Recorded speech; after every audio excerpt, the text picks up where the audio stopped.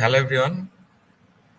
আশা করি সবাই ভালো আছেন এবং আমাদের আজকের এই রোড শোতে textile engineering college admission test road শোতে আবারও সবাইকে স্বাগতম জানাই।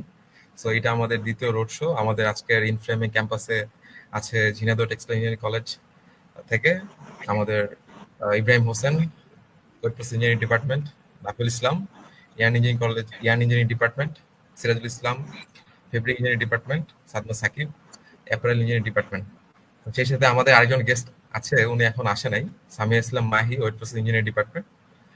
আমরা মোটামুটি ওভারঅল যেভাবে সেশনটা করে থাকি, আমাদের প্রতি বছরের অ্যাডমিশন টেস্টের জার্নিগুলো যারা অলরেডি চান্স পেয়ে গেছে, পড়াশোনা করছে, তাদের থেকে আমরা জানার চেষ্টা করি যে তাদের পড়াশোনার স্ট্র্যাটেজি কি ছিল এবং কিভাবে তারা এই জায়গাতে আসতে পেরেছে এবং মোটামুটি পড়াশোনা করতেছে, এবং সেই জায়গার যখন ভর্তি পরীক্ষায় অ্যাজ এ ক্যান্ডিডেট হিসেবে কি পরিমাণ স্ট্রেস বা এই জায়গাতে আসার জন্য যে সকল ট্রিপস এন্ড ট্রিক্স গুলো কাজে লেগেছে, সেগুলো আমরা আমাদের নতুন যারা ভর্তি পরীক্ষায় অংশগ্রহণ করবে আমাদের এই 24-25 সেশনে, তাদের জন্য আমরা কিছু গাইডলাইন দেওয়ার চেষ্টা করব, আর সে সাথে সবারই ভর্তি পরীক্ষার যে জার্নিটা ছিল সেটা জানার চেষ্টা করব।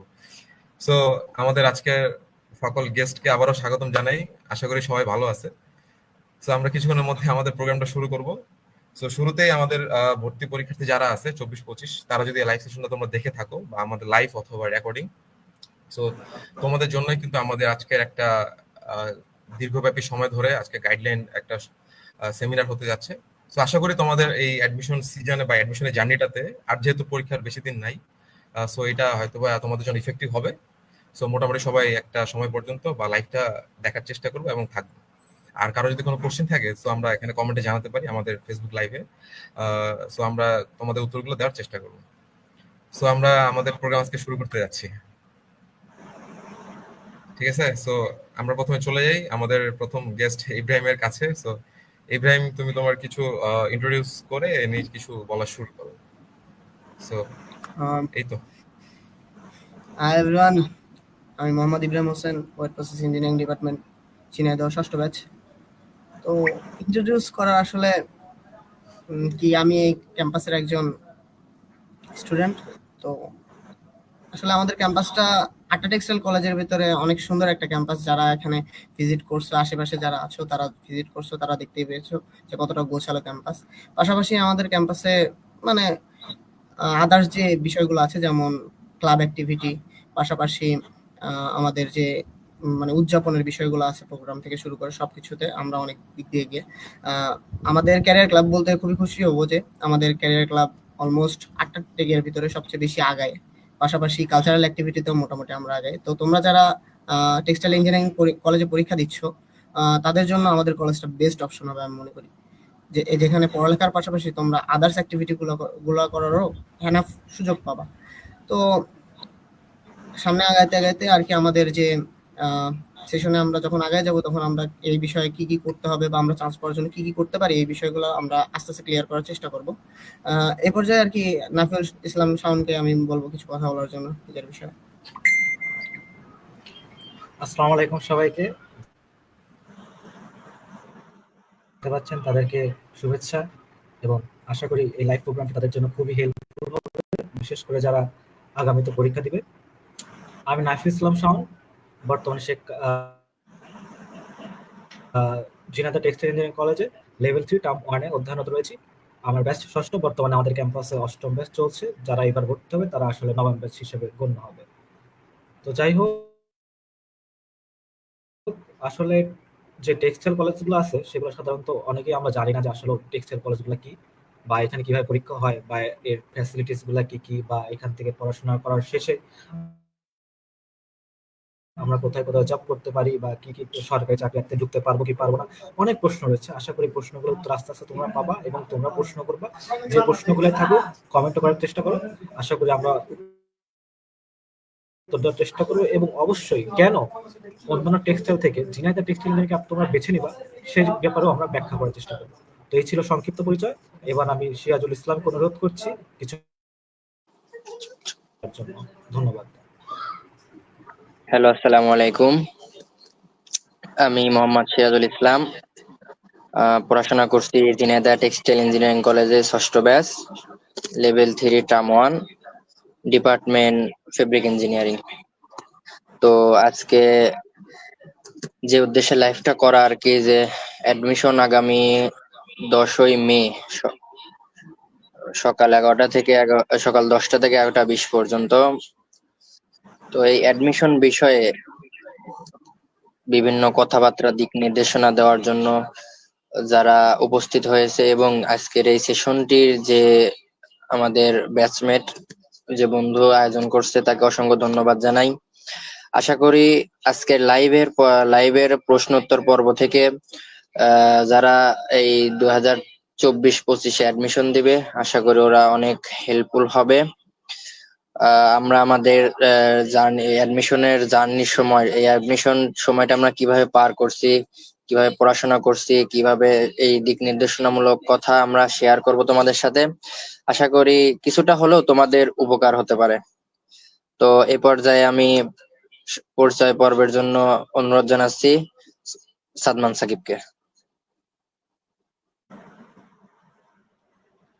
আসসালামু আলাইকুম সবাইকে। আশা করি তোমরা সবাই অনেক ভালো আছো আর আমাদের এই লাইভে অংশগ্রহণ করছো, দেখতেছো।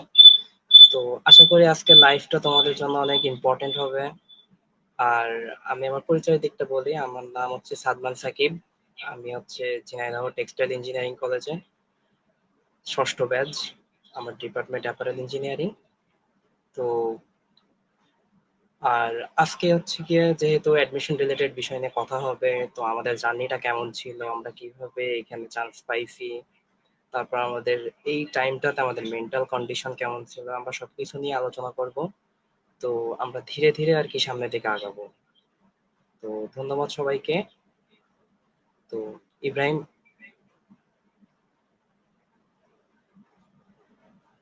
শুরু করো। আচ্ছা, তো আমরা আমাদের চারজন যারা গেস্ট হিসেবে আসছে এখানে, আমাদের জুনিয়র যারা আপকামিং জুনিয়র, তাদের জন্য কিছু কথা বলার জন্য। তো এখানে আমাদের অনেক প্রশ্ন থাকে যে আমরা আসলে এখানে কি করব, ফিউচারে এখান থেকে বের হয়ে কি করব, বা কেনই বা আমরা টেক্সটাইলকে নিজের প্রফেশন হিসেবে চুজ করব। তো এটা আসলে অনেক বিশদ একটা ব্যাপার। কজ আমি আসলে যেটা এখনো 2 বছর ধরে এক্সপ্লোর করতেছি বা 2.5 বছর ধরে এক্সপ্লোর করতেছি, এখন আমি অনেক কিছু জানি না, ঠিক আছে? তো আমরা যতটুকু জানি বা আসলে এখান থেকে কি কি অপরচুনিটিস আমরা পেয়েছি এবং ভবিষ্যতে পেতে পারি, সেই বিষয় নিয়ে আমরা কিছু গাইডলাইন অবশ্যই দিব। পাশাপাশি আমরা এখানে নিজেদের কিভাবে নিয়ে আসতে পারবো সে বিষয়েও গাইডলাইন দিব। মোটামুটি এটা হয়তো অনেকেরই লাস্ট, মানে আমাদের টেক্সটাইল কলেজে সবার শেষে অ্যাডমিশন পরীক্ষা হয়। তো এটা অনেক একটা ডিপ্রেসিং মোমেন্ট যে আমি কোথাও চান্স পাইনি। অনেকেই যারা পরীক্ষা দিবে ম্যাক্সিমামই কোথাও চান্স পাইনি। তো এই পরিস্থিতি থেকে আমরা কিভাবে নিজেদের ওভারকাম করতে পারবো, সবকিছু নিয়ে আমরা কথা বলবো। তো এই পর্যায়ে আমি চাচ্ছি নাফিউল শাওনকে নিজের অ্যাডমিশন জার্নিটা যদি একটু শেয়ার করতো। শাওন। ধন্যবাদ ইব্রাহিমকে। আসলে অ্যাডমিশন জার্নির শব্দটা শুনলেই এখন আমার খুবই খুবই একটা, আমার জন্য আর কি প্যাথেটিক একটা বিষয়। যাই হোক, আমি আসলে সেকেন্ড টাইম ছিলাম। তো যখন আমি আসলে এই টেক্সটাইলে যে কলেজগুলো, তখন আমাদের সময় হয়তো 7টা কলেজ ছিল প্রথমবার, বা সেকেন্ডবার আমার আসলে খেয়াল নেই কয়টা ছিল। আসলে শেখ হাসিনা ছিল না আর কি, যদিও প্রথমবার। দ্বিতীয়বার শেখ হাসিনা অ্যাড হয়। তো ব্যাপারটা হচ্ছে, আমি আসলে টেক্সটাইল সম্পর্কে আমার কোনো আইডিয়াই ছিল না যে আসলে এটা কি, বা মানে আমি ইন্টারমিডিয়েট লেভেলে থাকতেও এই টেক্সটাইল কলেজগুলো সম্পর্কে কিছুই জানতাম না। তো এটা জানাটা কিভাবে হলো সেটা নিয়ে শুরু করছি। আমার কলেজের একজন আপু ছিল, উনি হচ্ছেন বিটেকে পড়াশোনা করছেন। তো করোনার সময়ে ওনাদের টেক্সটাইল কলেজগুলোতে কোনটা বেশি সুন্দর সেটা নিয়ে আর কি ভোটাভুটি হচ্ছিল। তো উনি আমাকে লিঙ্ক শেয়ার করে যে দেখো আর আমার ক্যাম্পাসকে ভোট দাও। তো ওই যে লিঙ্ক, ওই লিঙ্কটা থেকে আসলে আমি টেক্সটাইল যে কলেজগুলো আছে ওই সেটা সম্পর্কে জানতে পারি, এবং আস্তে আস্তে আপুর থেকে অনেক কিছু শোনার চেষ্টা করি আসলে কলেজগুলো কিরকম বা পড়াশোনার মান কিরকম। তো সেখান থেকে আসলে আমরা টেক্সটাইল কলেজ সম্পর্কে জানি, অর্থাৎ অনলাইন থেকে জানা। এটা কিন্তু আমি আমার ইন্টার লাইফও জানতাম না, হয়তো আমার মতো এখানে অনেকেই আছে যেটা জানতো না। সুতরাং প্রথমে যেটা বুঝতে পারতেছি সেটা হচ্ছে যে আমরা অনেকেই টেক্সটাইল কলেজ সম্পর্কেই জানি না। দ্বিতীয়ত, যখন ভর্তি পরীক্ষা হয়, আমার সেকেন্ড টাইমে আমি পরীক্ষা দিয়েছিলাম, তখন হচ্ছে আমি সবার শেষে পরীক্ষাটা দিয়েছিলাম, তার আগে যতগুলো পরীক্ষা হয়েছিল ওগুলোতে অ্যাটেন্ড করছিলাম, কিন্তু এটা ছিল লাস্ট পরীক্ষা, সুতরাং খুবই প্রেশার ছিল। এবং আমার এখনো মনে আছে আমি রাজশাহী কলেজে ভর্তি ছিলাম কেমিস্ট্রিতে, আমি পরীক্ষা দিয়ে রাজশাহীতে চলে যাই আর কি। তো এটা চান্স পাবো কি পাবো না ওটা নিয়ে আমার কোনো আসলে অত মাথা ব্যথা ছিল, কিন্তু এরকমও ছিল না যে আসলে চান্স পাইতেই হবে। তো প্রিপারেশনের কথা যদি আমি বলি তাহলে বলবো যে আমি আসলে 2 থেকে 3 দিনের মতো একটা প্রিপারেশন নিয়েছিলাম, বেশি কিছু না, জাস্ট আমি হচ্ছে যে প্রশ্ন ব্যাংক ছিল সেটা পড়ছিলাম একটু কালেক্ট করে আর কি। ওইগুলা করার পর বুঝতে পারলাম যে আসলে কোশ্চেন গুলো খুবই রিপিট হয়। মানে আমি যেটা বলতে চাচ্ছি সেটা হচ্ছে যে প্রত্যেকটা ভার্সিটিতে যে প্রশ্নগুলো হয় নর্মাল ভার্সিটি পাবলিক বিশ্ববিদ্যালয়গুলোতে আর কি, গুচ্ছ পরীক্ষা আর কি, যে প্রশ্নগুলো হয়তো হুবহু না হলেও সেম ক্যাটাগরির প্রশ্ন, এখানে যে আহামরি যে অন্য কোনো প্যাটার্নের প্রশ্ন হয় ব্যাপারটা তাও না, প্রায় সেম লেভেল। যারা ভার্সিটি অ্যাডমিশন প্রিপারেশন হবে আমি মনে করি যে তাদের বাড়তি কোনো প্রিপারেশন নেওয়ার দরকার আছে বলে আমার মনে হয় না আর কি। তো এটা এরকমই ছিল আমার অ্যাডমিশন জার্নি, অর্থাৎ আমি আসলে শেষ পরীক্ষা এটাই দিয়েছিলাম যদি সারমর্ম করি, এবং শেষ পরীক্ষা এটাই দিয়েছিলাম। আর প্রিপারেশনটা আমার মেইনলি ছিল হচ্ছে এই কোশ্চেন ব্যাংক, এবং কোশ্চেন ব্যাংকটা আমি কালেক্ট করছিলাম সম্ভবত অনলাইন থেকে, এবং একটা পিডিএফ দেখে আর কি আমি কোশ্চেন গুলো করছিলাম। এই তো আমার মোটামুটি অ্যাডমিশন জার্নি আর কি। ধন্যবাদ নাফিল ইসলামকে এত সুন্দর করে নিজের অ্যাডমিশন জার্নিটা উপস্থাপন করার জন্য। আহ, আমি আমার একটা অ্যাডমিশন জার্নি আছে, খুবই ট্র্যাজিক, মানে ফুল অফ ট্র্যাজেডি। তো আমি ওটাও শেয়ার করব, কিন্তু তার আগে আমি চলে যাব সিরাজুল ইসলামের কাছে। আহ, ভর্তি পরীক্ষা আসলে কিভাবে প্রিপারেশন নেওয়া উচিত, এবং এখানে চান্স পাওয়ার জন্য আসলে আমাদের প্ল্যানগুলো কিভাবে সাজানো উচিত, আগামী সে 10 দিন বা 15 দিন সময় আমাদের হাতে আছে, সেই 15টা দিন সময় আমরা কিভাবে ইউটিলাইজ করতে পারি, এই বিষয়ে আমাদের সেশনে যারা জয়েন করতেছে বা যারা এখানে প্রশ্ন উত্তরগুলো শোনার জন্য আসছে, তো তাদের উদ্দেশ্যে কিছু বলো এই বিষয়ে। আসলে এখন অ্যাডমিশন জার্নির সময়টা আসলে সবার, কারো ভালো যায় কারো খারাপ যায়। যারা দু একটা জায়গায় সিরিয়াল থাকে বা চান্স হয়ে যায় ওদের জন্য একটু খুব আনন্দের সময়। যাদের কোথাও চান্স হয় না, মানে শেষ ভরসা থাকে যে অমুকটাই শেষ পরীক্ষা, যদি চান্স না হয় আমি সেকেন্ড টাইম পরীক্ষা দেওয়া লাগবে। বা যারা হলো সেকেন্ড টাইমার থাকে, লাস্ট কোথাও হয় না কিন্তু শেষ পরীক্ষা থাকে, এই বিশেষ করে আমাদের টেক্সটাইল ইঞ্জিনিয়ারিং কলেজের পরীক্ষাটাই সবার শেষে হয় আর কি। তো আমার অ্যাডমিশন জার্নি ছিল কি, যে আমার প্রিপারেশন ছিল ভার্সিটি প্রিপারেশন, ইঞ্জিনিয়ারিং কোনো প্রিপারেশন ছিল না। আহ প্রথম থেকে ছোটবেলা থেকে শখ ছিল যে ইঞ্জিনিয়ার হওয়ার জন্য, কিন্তু ইন্টারমিডিয়েট পাশ করার পর দেখলাম যে ইঞ্জিনিয়ারিং পড়া আমার পক্ষে সম্ভব না, পরবর্তীতে নিলাম হলো ভার্সিটি প্রিপারেশন। তো ভার্সিটি প্রিপারেশন নিয়ে কোথাও যখন চান্স হলো না, শেষ পর্যন্ত টেক্সটাইল ইঞ্জিনিয়ারিং কলেজের ফর্মটা আমি তুলে রাখছিলাম যে যদি কোথাও না হয় তাহলে এখানে একটা পরীক্ষা দিব আর কি। এই কোশ্চেন সম্পর্কে আমার তেমন কোনো আইডিয়া ছিল না যে কেমন কোশ্চেন হয় আর কি। কিন্তু পরবর্তীতে যখন কোথাও চান্স হলো না তখন আমি একটা কোশ্চেন ব্যাংক কিনছিলাম। অনেকগুলো কোশ্চেন ব্যাংক পাওয়া যায়, আমার ওইটার নাম মনে নাই বর্তমানে, যেটা ভালো সেটা হলো ফেব্রি নলেজ আর কি। তো ওইখানে কোশ্চেন প্যাটার্নটা সুন্দর করে সাজানো আছে, প্রত্যেক ইয়ার ওয়াইজ কোন অধ্যায় ভিত্তিক সাজানো আছে, যে কিভাবে কোন অধ্যায় থেকে বেশি আসছে কোশ্চেন, কোনটার উপর বেশি গুরুত্ব দেওয়া লাগবে। তারপর আছে ওইখানে মডেল টেস্ট আছে, বিশেষ করে ইংরেজির ক্ষেত্রে আর ম্যাথের ক্ষেত্রে। আহ, যারা হলো ইসে থেকে আসে আর কি,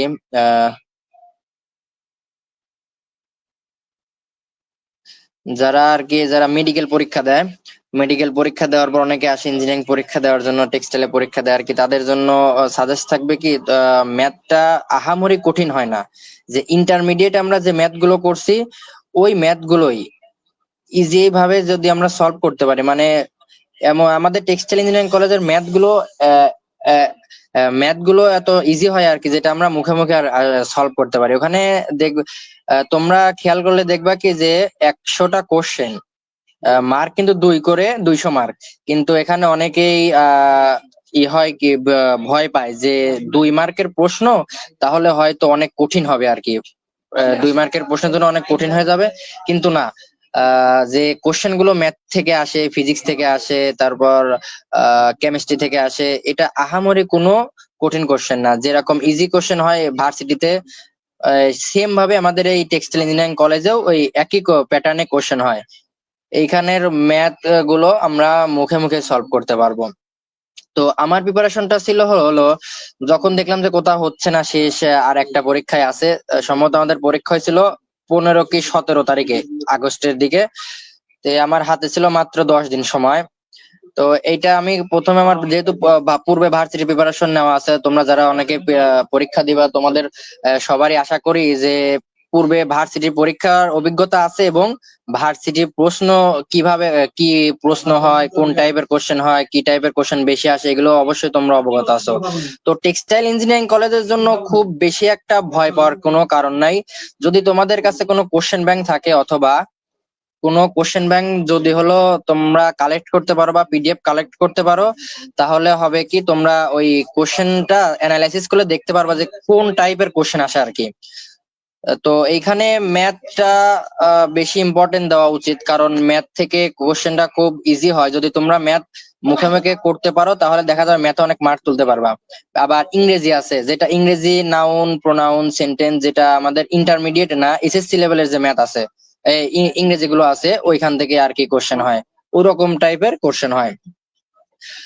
আর ওই যে ফেব্রিনলজের বইটা বললাম, ওই বইয়ের মধ্যে প্রত্যেকটা অধ্যায় ভিত্তিক আর কি, ওই অধ্যায় থেকে কি কি কোশ্চেন আসছে, কোনটা বেশি ইম্পর্টেন্ট, বিগত 3-4 বছরে এই অধ্যায় থেকে কি কি কোশ্চেন আছে, তোমরা এটা যদি অ্যানালাইসিস করো তাহলে দেখতে পারবা কি যে ওইগুলো তো তোমরা পড়ো, তাহলে দেখবা কি ওই সেম প্যাটার্নের ওই কোশ্চেন না থাকলেও সেম প্যাটার্নের ওই টাইপের কোশ্চেন আসবে।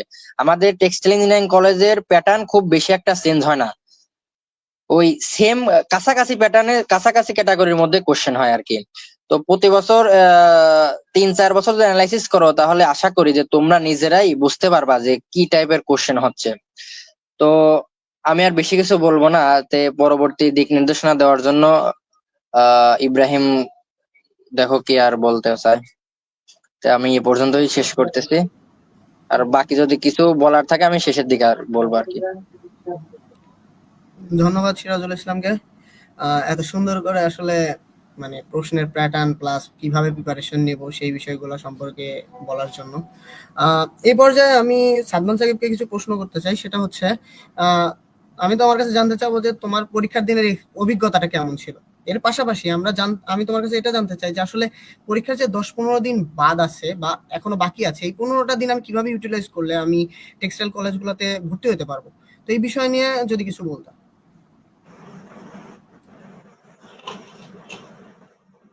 ধন্যবাদ ইব্রাহিমকে। আহ, আমি হচ্ছে গিয়া মানে আমার সাথে যেটা ঘটছিল আর কি, আমি সেটাই বলি। আমি প্রথম থেকে হচ্ছে ভার্সিটির প্রিপারেশনের জন্য আর কি কোচিং করছিলাম, কিন্তু দুর্ভাগ্যক্রমে আমার কোনো ভার্সিটিতে চান্স হয় নাই। আমি রাজশাহী ইউনিভার্সিটিতে ওয়েটিং এ ছিলাম। আর তারপরে সবার লাস্টে এসে আমাদের টেক্সটাইল ইঞ্জিনিয়ারিং কলেজের পরীক্ষাটা হয়। কিন্তু প্রথম দিকে আমি জানতামও না যে আমাদের এখানে কোনো টেক্সটাইল ইঞ্জিনিয়ারিং কলেজ আছে বাংলাদেশে। আমার একটা বন্ধুর মাধ্যমে আমার জানা যে টেক্সটাইল ইঞ্জিনিয়ারিং কলেজ আছে। দেন আমি যে অতিরিক্ত যে ডেটটা আর কি দেয়, মানে নির্দিষ্ট ডেট ফুরাই গেছে, তারপরে যে টাইমটা এক্সটেন্ড করে ওই টাইমটাতে আমি হচ্ছে গিয়ে আমার এখানে ফর্ম ফিল আপ করি। তো তারপরে হচ্ছে পরীক্ষার টাইমে অবভিয়াসলি অনেক প্রেশারের একটা সময়। তো পরীক্ষার টাইমটা খুব সুন্দরভাবে ইউটিলাইজ করতে হবে। বিশেষ করে তোমাদের লাস্ট 15টা দিন, এই 15 দিন মনে করো যে আহ এতদিন তুমি যা কিছু করছো এটা কোনো কিছুই, মানে মনে করো যে কিছুই না। এই 15টা দিনই হচ্ছে গিয়ে সব থেকে গুরুত্বপূর্ণ সময়। আর তোমরা জাস্ট ফলো করার জন্য তোমরা বাজার থেকে যে কোনো টেক্সটাইল ইঞ্জিনিয়ারিং কলেজ রিলেটেড যে কোনো বই তোমরা কিনে নিতে পারো। কিন্তু শুধু বই কিনলে হবে না, এটা তো অবশ্যই একটা ব্যবহার করতে হবে। তো তোমরা ফার্স্টের দিকে চেষ্টা করবে যে অধ্যায় ওয়াইজ যে কোশ্চেন গুলো দেওয়া থাকবে, এই কোশ্চেন গুলো তোমরা হচ্ছে কি পড়ার চেষ্টা করবো। যতগুলো কোশ্চেন থাকবে সবগুলোই পড়বো। যে তোমরা যে এখান থেকে কিছু বাদ দিবা যে এই কোশ্চেনটা হার্ড বলে এটা বাদ, আমি এটা পড়বো না, এমন করলে হবে না। যতগুলো কোশ্চেন থাকবে সবগুলো কোশ্চেনই পড়তে হবে। আর দেন ওই অধ্যায় ভিত্তিক কোশ্চেন গুলো সলভ করার পরে তোমরা দেখবা যে বইয়ের লাস্টের দিকে বা মিডিল পার্টটাতে তোমাদের কিছু প্র্যাকটিসের জন্য কিছু কোশ্চেন দেওয়া থাকবে। তো ওই কোশ্চেন গুলো তোমরা প্র্যাকটিস করবা, তাহলে তোমাদের একটা ধারণা তৈরি হবে যে না, আমি মেইন পরীক্ষাতে দিয়ে এই প্যাটার্নের কোশ্চেন গুলো হয় তাহলে আমার মার্ক কেমন আসতে পারে, বা আমি কত মার্ক পাবো, দেন আমার আরো বেশি পড়তে হবে কিনা, বা আমার জাস্ট এটুকু পড়লে হবে কিনা, এটা তোমরা নিজেরাই বুঝতে পারবা। কারণ তোমাদের অ্যাডমিশন অভিজ্ঞতা আশা করি এতদিনে হয়ে গেছে, কিছুটা হইলেও তোমরা বুঝতে পারতেছো যে আসলে কেমন ধরনের কোশ্চেন হয় বা কোশ্চেনের প্যাটার্নটা কেমন হতে পারে। কিন্তু যদিও এটা টেক্সটাইল ইঞ্জিনিয়ারিং কলেজ, কিন্তু এখানে যে তোমার আহামরি কোশ্চেন খুব হার্ড হয় সেটা আমি বলবো না। কারণ এখানে হচ্ছে কি আমাদের সবার লাস্টে পরীক্ষা হয়, তো অবশ্যই কোশ্চেন প্যাটার্নটা তোমাদের অনুকূলেই থাকবে। আর তোমরা ম্যাথের সাইডটা নিয়ে খুব বেশি টেনশন করবো না যে ম্যাথ একটা ইঞ্জিনিয়ারিং, এখানে ম্যাথ তো খুব হার্ড আসবে, এমন কিছুই না। তোমাদের হচ্ছে গিয়ে আর এখানে মনে করো যে হিউজ পরিমাণ কোশ্চেনই রিপিটেড হয়। তো তোমরা জাস্ট প্রিভিয়াস কয়েকটা বছর, 5 বছর বা 10 বছরের কোশ্চেন যদি তোমরা অ্যানালাইসিস করো, তাহলে তোমরা নিজেরাই বুঝতে পারবে যে এখানে মানে অনেক অনেক 80%-এর উপরে কোশ্চেন তোমার রিপিটেড হবে। তো তুমি যদি সুন্দরভাবে ওই 10টা বছর বা 5টা বছরের কোশ্চেন তুমি যদি সুন্দর মতো পড়ে আসতে পারো, তুমি যদি সুন্দর মতো আহ শিখে আসতে পারো, তাহলে মনে করো যে কোশ্চেন প্যাটার্নটা সেমই থাকবে, জাস্ট ভ্যালু গুলো একটু চেঞ্জ করে দিবে। যেন তোমার যে প্রিভিয়াস ইয়ারে যে কোশ্চেনটা আসে, তুমি যেন হুবহু ওই কোশ্চেনটা তুমি পাবা না, জাস্ট কোশ্চেনের মানগুলো চেঞ্জ করে দিবে। তো তুমি যদি প্রিভিয়াস ইয়ারের কোশ্চেনটা ভালো মতো করো, তাহলে অবভিয়াসলি তুমি এই কোশ্চেনটাও পারবা। তো আর আমিও ঠিক সেম ভাবেই আর কি, যে আমার প্রথমত যেহেতু একদম লাস্ট পরীক্ষা, আমি তো আমার মাইন্ড সেট আপ করে নিয়েছিলাম যে আমার হয়তো কোথাও চান্স হবে না, আমার সেকেন্ড টাইম দেওয়াই লাগবে। আমি ছিলাম হচ্ছে ফার্স্ট টাইমার। তো আমি মেন্টালিটি সেট করে নিয়েছিলাম যে আমি সেকেন্ড টাইম পরীক্ষা দিব। তারপরে এখানে পরীক্ষা দিতে আসলাম। আর লাস্টের দিকের পরীক্ষা, যখন তোমার কোথাও চান্স হবে না, তখন তোমার মনোবল, তোমার মেন্টালিটি খুবই মানে বিচ্ছিরি একটা অবস্থায়, সিচুয়েশনের ভিতর দিয়ে তোমরা যাবা।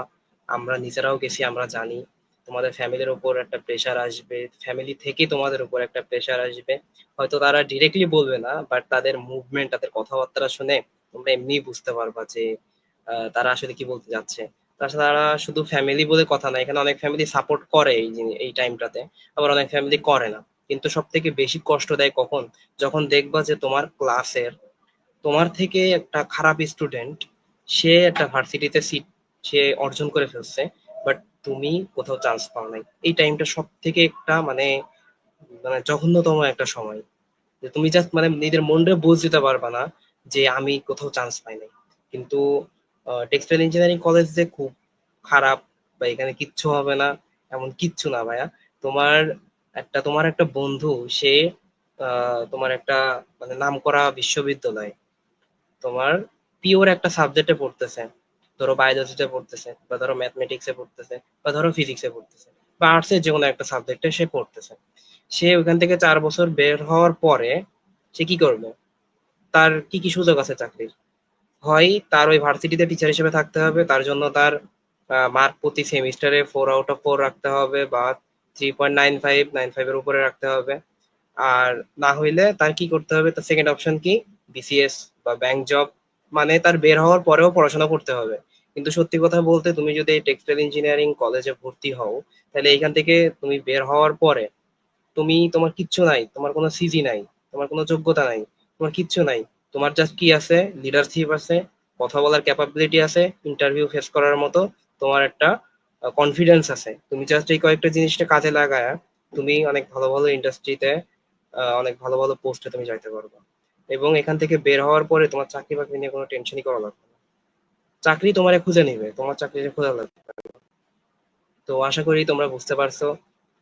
আর এটা অ্যাডমিশন টেস্ট অবশ্যই একটা প্রস্তুতিমূলক পরীক্ষা। তো আশা করি তোমরা সুন্দর মতো এই 15টা দিন ইউটিলাইজ করলে তোমরা অবশ্যই চান্স পাবে। ধন্যবাদ। ধন্যবাদ সাদমান সাকিবকে।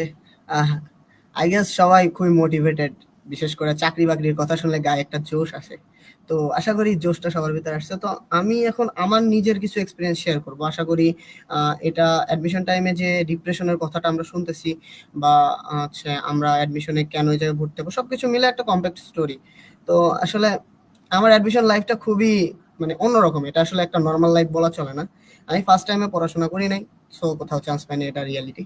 তো সেকেন্ড টাইমে আমি মোটামুটি বাসায় বসে চেষ্টা করছি নিজে, without any coaching, without any mentor. আমি নিজে অনলাইনে নিজের যতটুকু এক্সপ্লোর করা যায় সেই এক্সপ্লোর করে নিজের থেকে প্রিপারেশনগুলো নিছি। তো নেওয়ার পরে পরীক্ষা দিয়েছিলাম আরইউ অ্যান্ড জিএসটি। তো আরইউতে আমার মানে মেরিট আসে যা আসে ওখানে চান্স পাওয়া পসিবল না, মানে মোটামুটি 1.5-2 মার্ক বা 3 মার্কের জন্য হয়তো আমি চান্স পাইনি। সেকেন্ডলি আমার জিএসটির খাতাটা কোনো একটা কারণে বাতিল হয়, তো আমি এদিকে ডিপ্রেসড। আমার যারা মোটামুটি পড়ালেখা করা ফ্রেন্ড সার্কেল ছিল সেই জোনে, তারা মোটামুটি ফার্স্ট টাইমে চান্স পেয়ে গেছে, 4-5 জন মেডিকেলে, 2-1 জন ইঞ্জিনিয়ারিং এ ভালো জায়গায় পড়াশোনা করতেছে, আর বাদ বাকি যারা আছে তারা প্রাইভেটে ভালো একটা জায়গায় ভর্তি হয়ে গেছে। তো আমি সেখানে সেকেন্ড টাইমের প্রিপারেশন নেওয়া শুরু করি, তাও মানে নিজে নিজে, কারোর কোনো হেল্প ছাড়া। তো অ্যাডমিশন প্রিপারেশন নিয়ে মোটামুটি পরীক্ষা দেওয়ার পরে আমার সব পরীক্ষা যখন শেষ, আমি কোথাও চান্স পাই নাই। সেই মোমেন্টে আমার খুবই ক্লোজ 2টা ফ্রেন্ড যারা ফার্স্ট টাইমেও চান্স পেয়েছিল না, তাদের ভিতরে একজন জাহাঙ্গীরনগর বিশ্ববিদ্যালয়ে লতে ভর্তি চান্স পেলো, এবং আরেকজন ফ্রেন্ড চান্স পাইলো হচ্ছে রাজশাহী ভার্সিটিতে মার্কেটিং এ। তো সেই মোমেন্টে হয় কি, বাসার সামনের ফ্রেন্ড যখন চান্স পায়, আমি যতক্ষণ কেউ চান্স পায় না ততক্ষণ পর্যন্ত আমার বাসা মোটামুটি ব্যালেন্স ছিল, সাপোর্টিভ ছিল, আমার স্ট্রাগলটা তারা দেখতেছিল, কারণ আমি বাসায় প্রিপারেশন নিচ্ছিলাম, আমি অন্য কোথাও যাইনি।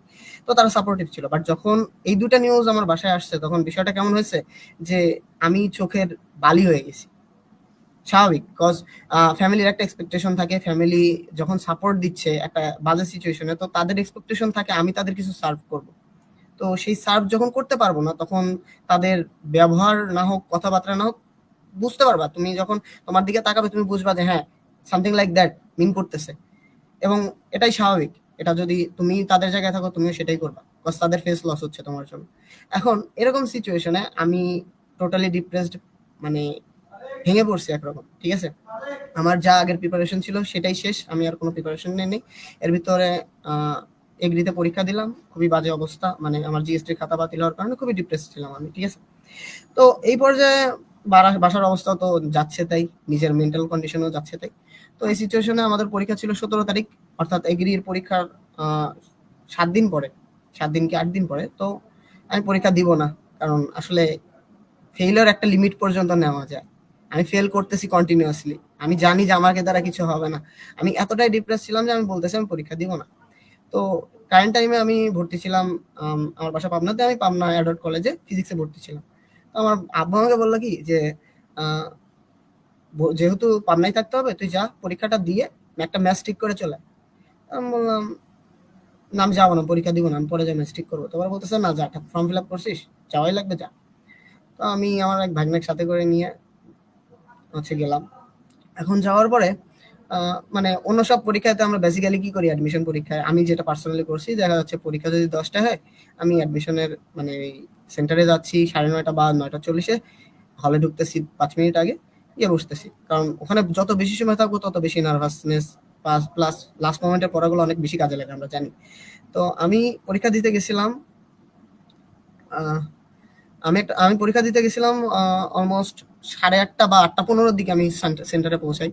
1.5 ঘন্টা আমি বাইরে বসে দেখতেছিলাম কে কি করতেছে, অনেকে অনেক কিছু করতেছিল, তো দেখতেছিলাম আর মজা নিচ্ছিলাম আমি আর আমার ভাগ্নে মিলে, কারণ আমরা তখন ফেল করতেছি, আমাদের অবস্থা খুবই শোচনীয়, ঠিক আছে। তো ওই অবস্থায় আসলে এইগুলা করা ছাড়া কোনো কিছু মাথায় আসতেছিল না। তো পরীক্ষার হলে ঢুকলাম, ঢোকার পরে দেখি মোটামুটি আমার আশেপাশে সবাই পিন ড্রপ সাইলেন্স, ওরা খুব সিরিয়াস, তখন ড্যাম সিরিয়াস আবার পরীক্ষা। তো আমি মোটামুটি একটা জিনিস বুঝলাম কি, যে আমি বাদে হয়তো সবাই সিরিয়াস, এরকম একটা বিষয়। তো আমার মজা লাগতেছিল যে কি করতে আসছি। তো আমি জানতাম যে হচ্ছে 1 ঘন্টা 10 মিনিট পরীক্ষা হয়। তো আমার মানে টেন্ডেন্সি ছিল যে আমি 1 ঘন্টা 10 মিনিট পুরোটা কাজে লাগাবো এবং 100টাই দাগায় চলে যাবো, 100টা এমসিকিউ দাগাবো, এখন পরে যা হয় দেখা যাবে, এরকম একটা বিষয়। আমি চান্স পাওয়ার জন্য পরীক্ষা দিতে যাইনি। বাট যখন আমার হাতে প্রশ্নটা আসলো, বিশেষ মানে এটা হয়তো অনেকে ভাববে যে এটা আমি ভুল বলতেছি, বাট আমাদের যে ম্যাথটা আসলে ম্যাথটা আসলে এমন একটা সাবজেক্ট অ্যাডমিশনের ক্ষেত্রে যে এখানে সবচেয়ে বেশি ক্রিটিক্যাল প্রশ্ন হয়। তো আমি যখন দেখি যে অলমোস্ট 50% ম্যাথ ডিরেক্ট মানে সূত্র আসছে, এবং কাইন্ড অফ আমার কাছে ফ্যামিলিয়ার খুব, ঠিক আছে। তো আমি দাগানো শুরু করলাম, এক পাশ থেকে দাগাইতে দাগাইতে দেখা যাচ্ছে কি যে আমি মোটামুটি একটা লেভেলে যা দেখলাম যে 70+ আমি অ্যাকুরেট দাগাইছি। তো আমার তখন আর মাথায় এটা আসলো না যে আমি যেগুলো জানি না সেগুলো দাগাবো। তো সেগুলো যখন আমি শেষ করে আসি, পরে 4-5 দিন পরে রেজাল্ট দিছে, 3 দিন পরে মেবি রেজাল্ট দিছে, আমি রেজাল্টও চেক করিনি। তো বাসার অবস্থা তখনও ওরকম। লাস্টে এসে তোমার হচ্ছে 4 দিন না 5 দিন পরে আমার ফোনে মেসেজ আসলো যে আমি সিলেক্টেড হয়েছি সেখানে আমার জন্য, মানে আর কি যে এখন যেটা গোপালগঞ্জ টেক্সটাইল ইঞ্জিনিয়ারিং কলেজ। তো আমি বাসায় ফার্স্টে বলি কি আমার ইন্টেনশন ছিল এমন যে আমি ভর্তি হবো না, কারণ কলেজে কে ভর্তি হবে, টেক্সটাইল কলেজের নাম আমি তার আগে কোনোদিনও শুনিনি, আমি জাস্ট পরীক্ষা দেওয়া তাই দিছি। এখন এমন মোমেন্টে আমার বাবা তার কলিগ প্লাস হচ্ছে আমার একজন দুলাভাই আছে টেক্সটাইল রিলেটেড, মানে মোটামুটি ভালো একটা পর্যায়ে আছে, তো ওনার সাথে যখন কথা বলে তো তারা এমন কিছু কথা বলে যে কথাগুলো আমাকে মোটিভেটেড করে।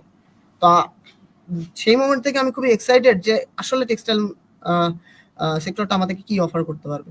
তো তারপরে ক্যাম্পাসে আসছি, আসার পরে সিনিয়র ভাই প্লাস ক্যাম্পাসের বিগত ইতিহাস বা আমাদের সিনিয়রদের অ্যাচিভমেন্ট প্লাস আদার্স ক্যাম্পাসের ভাইরা বের হওয়ার পরে কি কি জায়গায় পৌঁছাইছে, এই জিনিসটা জানে মানে নিজেকে এতটাই লাকি মনে হয় যে আমি এই জায়গায় আসছি জন্য আমি satisfied, I can do much better in this field, যদি আমি অন্য জায়গায় থাকতাম তার থেকে বেটার করতে পারবো, এটা আমার মনে হয়।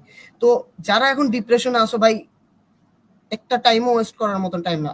আমি যদি আরো ভালো করে প্রিপারেশন নিতাম হয়তো আরো পুরাতন ক্যাম্পাসে যাইতে পারতাম।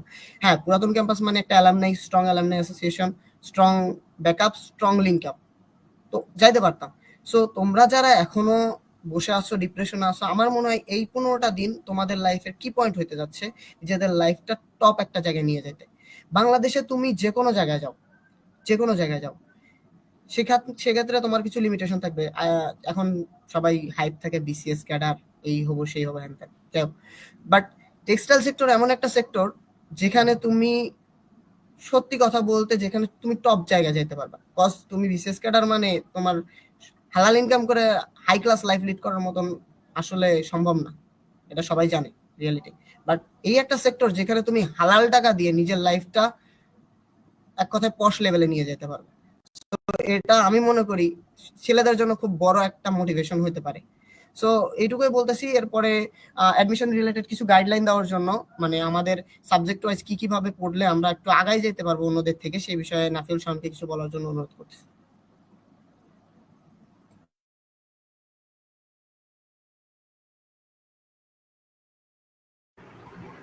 ধন্যবাদ ইব্রাহিমকে।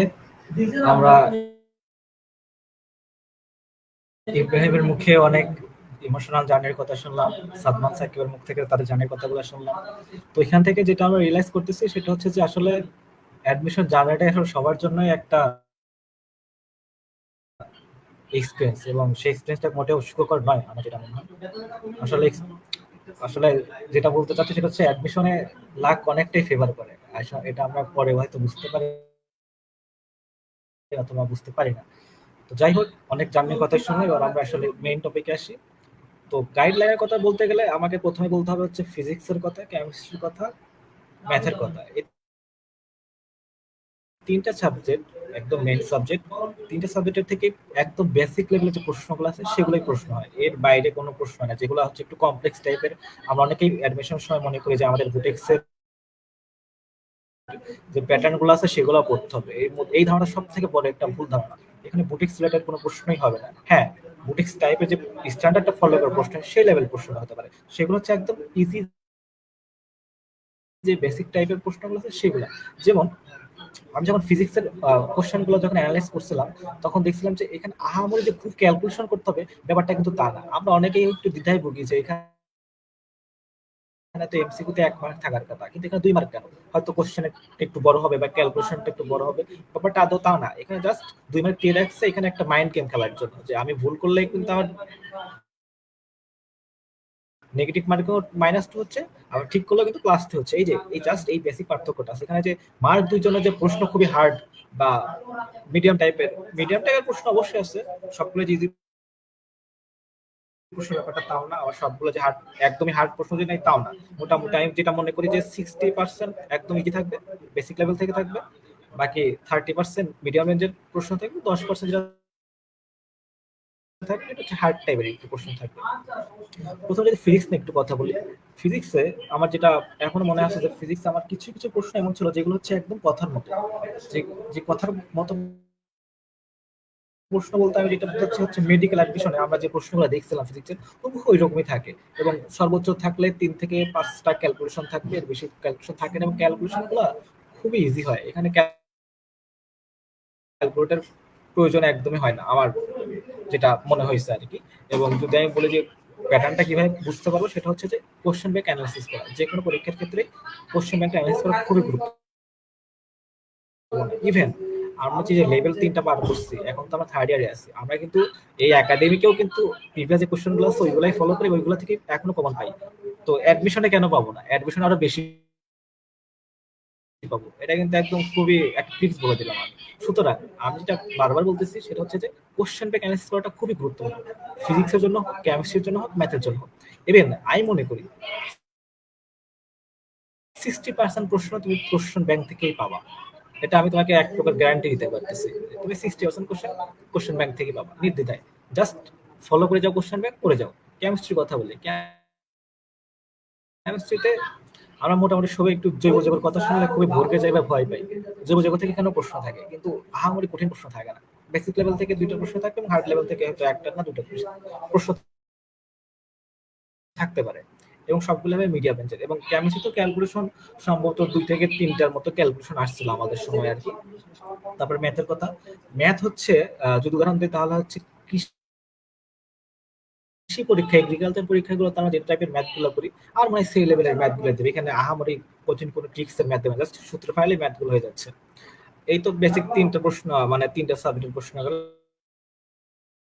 এবার যদি ইংলিশের কথা বলি, ইংলিশটা আমার কাছে মোটামুটি একটু স্ট্যান্ডার্ড মানেরই লাগছিল, ইজি লেভেলে লাগছে ব্যাপারটা তাও না। আমার ইংলিশে আমার মনে আছে যেখানে তোমার হচ্ছে আর্টিকেল নিয়ে কিছু প্রশ্ন ছিল, তারপরে হচ্ছে প্রিপজিশন নিয়ে প্রশ্ন ছিল, নাউন কোনটা প্রোনাউন কোনটা, এই টাইপের প্রশ্নগুলো ছিল। বেসিক বাট একটু স্ট্যান্ডার্ড টাইপের প্রশ্নগুলো ছিল। এবং আমি মনে করি যে চান্স পাওয়ার ক্ষেত্রে সব থেকে গুরুত্বপূর্ণ যে ভূমিকা রাখে সেটা হচ্ছে ইংলিশ। ইংলিশে যেহেতু ইংলিশের মার্কটা একটু কম থাকে বাকি সাবজেক্টগুলোর তুলনায়, আমরা খুব একটা গুরুত্ব দিতে চাই না যে ইংলিশ অল্প কয়েকটা প্রশ্ন আছে হলেই হবে বা না পারলে না। এই যে ধারণাটা, এই ধারণাটা কিন্তু সব থেকে বড় ভুল। অ্যাডমিশন জার্নিতে আমি যেটা রিয়েলাইজ করি যে একটা ইজি প্রশ্ন যদি তুমি মনে করো যে না আমি এটা পারবো, ওইটা তোমার সব থেকে বড় ভুল ধারণা। তুমি মনে করতেছো আজকে আমি পারতেছি, কালকে তুমি ভুলে যাবা। এটাই হয়, এটা হবেই, এটাই স্বাভাবিক, এটা হিউম্যানদেরই কাজ, আমাদেরই কাজ, ঠিক আছে? সুতরাং এখানে কোনো প্রশ্ন অবহেলা করা যাবে না। তুমি যে প্রশ্নটা পারো ভালো কথা, তুমি পরের দিন সেই প্রশ্নটা একবার হলো 1 সেকেন্ডের হলো তুমি সেই প্রশ্নটা আবার দেখবা। এই ভেবো না যে ওই প্রশ্নটা পারার জন্য দেখবো না, ব্যাপারটা একদমই সেটা করা যাবে, এটা খুব বড় একটা ভুল। আজকে যেটা পড়তেছো কালকে একবার হলো সেটা দেখবা, প্রশ্নটা দেখবা, ঠিক আছে? তো আমি মনে করি যে বিগত সালের যে প্রশ্নগুলো আছে 3 থেকে 4 সাল করলেই এনাফ। হ্যাঁ, বেশি পড়ার কোনো দরকার আছে বলে আমার মনে হয় না। এবং গাইডলাইনের যদি তোমরা অনেকে আমাকে প্রশ্ন ব্যাংকের কথা বলতে পারছো, ভাইয়া কোন কোন প্রশ্ন ব্যাংক করলে ভালো হবে বা কোন কোন প্রকাশনীয় প্রশ্ন ব্যাংকগুলো করলে ভালো হবে। প্রশ্ন ব্যাংকে আসলে যে কোনো প্রকাশনীটা পড়াই এনাফ, ঠিক আছে? এখানে যে আমাকে জয় করতেই করতে হবে ব্যাপারটা তাও না, প্রশ্ন কিন্তু সবগুলোতে সেম থাকে, একটু অ্যান্সার গুলা সুন্দর মডিফাই করা থাকে। এই আমি আমার কথা যদি বলো, আমি হচ্ছে সম্ভবত অ্যাসপেক্ট সিরিজের একটা প্রশ্ন ছিল, ওইটা পড়ছিলাম। প্রথমে পিডিএফ নিছিলাম, পরে পিডিএফ পড়তে ভালো লাগছিল না, তখন আর কি অ্যাসপেক্ট সিরিজ থেকে যে টেক্সটাইল রিলেটেড একটা কোশ্চেন ছিল ওইটা নিছিলাম। তো এইভাবে আর কি অ্যাডমিশনের জন্য প্রিপারেশন নিছিলাম। তো যদি গাইডলাইনের কথা বলতে হয়, আমি বারবারই এটাই বলতেছি যে গাইডলাইনের তেমন কিছু নেই। এতদিন পরীক্ষা দিয়ে আসছো, এই পরীক্ষাটা ওইভাবেই দিবা, কোনো প্রেশার নাই, জাস্ট রিল্যাক্সে পরীক্ষা দিবা। এবং যে বেসিক লেভেল কোশ্চেন গুলো আছে ওইগুলোই করবা। এবং রিপিটেড কোশ্চেন, আমি বারবার একই কথা বলছি, কোশ্চেন 60% কিন্তু প্রায় রিপিটেড হবে। সুতরাং কোশ্চেন ব্যাংকের উপর জোর তো খুবই খুবই গুরুত্বপূর্ণ। হ্যাঁ, তুমি হয়তো বলতে পারো ভাই আমি তো ভার্সিটি প্রিপারেশন নিচ্ছি, আমার তো কোশ্চেন ব্যাংক না দেখলেও হবে। দেখো, চাবিতে একরকম প্রশ্ন হয়, ইবিতে একরকম প্রশ্ন হয়, বা ঢাবিতে এক রকমের প্রশ্ন হয়, কিন্তু কোশ্চেন প্যাটার্ন গুলো কিন্তু প্রায় সেম। ঠিক এখানেও টেক্সটাইলেও তুমি কোশ্চেন প্যাটার্নটা তোমাকে বুঝতে হবে। কোশ্চেন গুলা সবগুলোর ক্ষেত্রেই কমন থাকে, কিন্তু তারপরে কোশ্চেন প্যাটার্ন বোঝাটা খুবই খুবই খুবই গুরুত্বপূর্ণ। বিশেষ করে আমি মনে করি অন্তত এই টেক্সটাইলের ক্ষেত্রে, কারণ এখানে তোমাকে 2 মার্কের যে প্রশ্ন আছে সেগুলো অ্যান্সার করতে হবে, ঠিক আছে? তো এটাই ছিল গাইডলাইন। তো এখানে একজন কমেন্ট করছে, একজন আপু বা ভাইয়া, যে ভাইয়া পিটেক কি ভালো, এটা আমার বাসার কাছে তাই আমি ফার্স্টে চয়েস দিছি। দেখো, সবগুলা টেক্সটাইলই ভালো। এখন অনেকে বলতে পারে যে ভাই পুরান টেক্সটাইল গুলো তো হয়তো একটু বেশি ভালো। হ্যাঁ, অবশ্যই, কারণ সেখানে অ্যালামনাই আছে এবং অ্যালামনাই থাকার কারণে আর কি পুরান যে টেক্সটাইল আছে সেগুলোতে সবচেয়ে ডিমান্ড বেশি হয়। সেক্ষেত্রে পিটেক অবশ্যই অবশ্যই ভালো, এবং বাসার কাছে হলে তো কোনো কথাই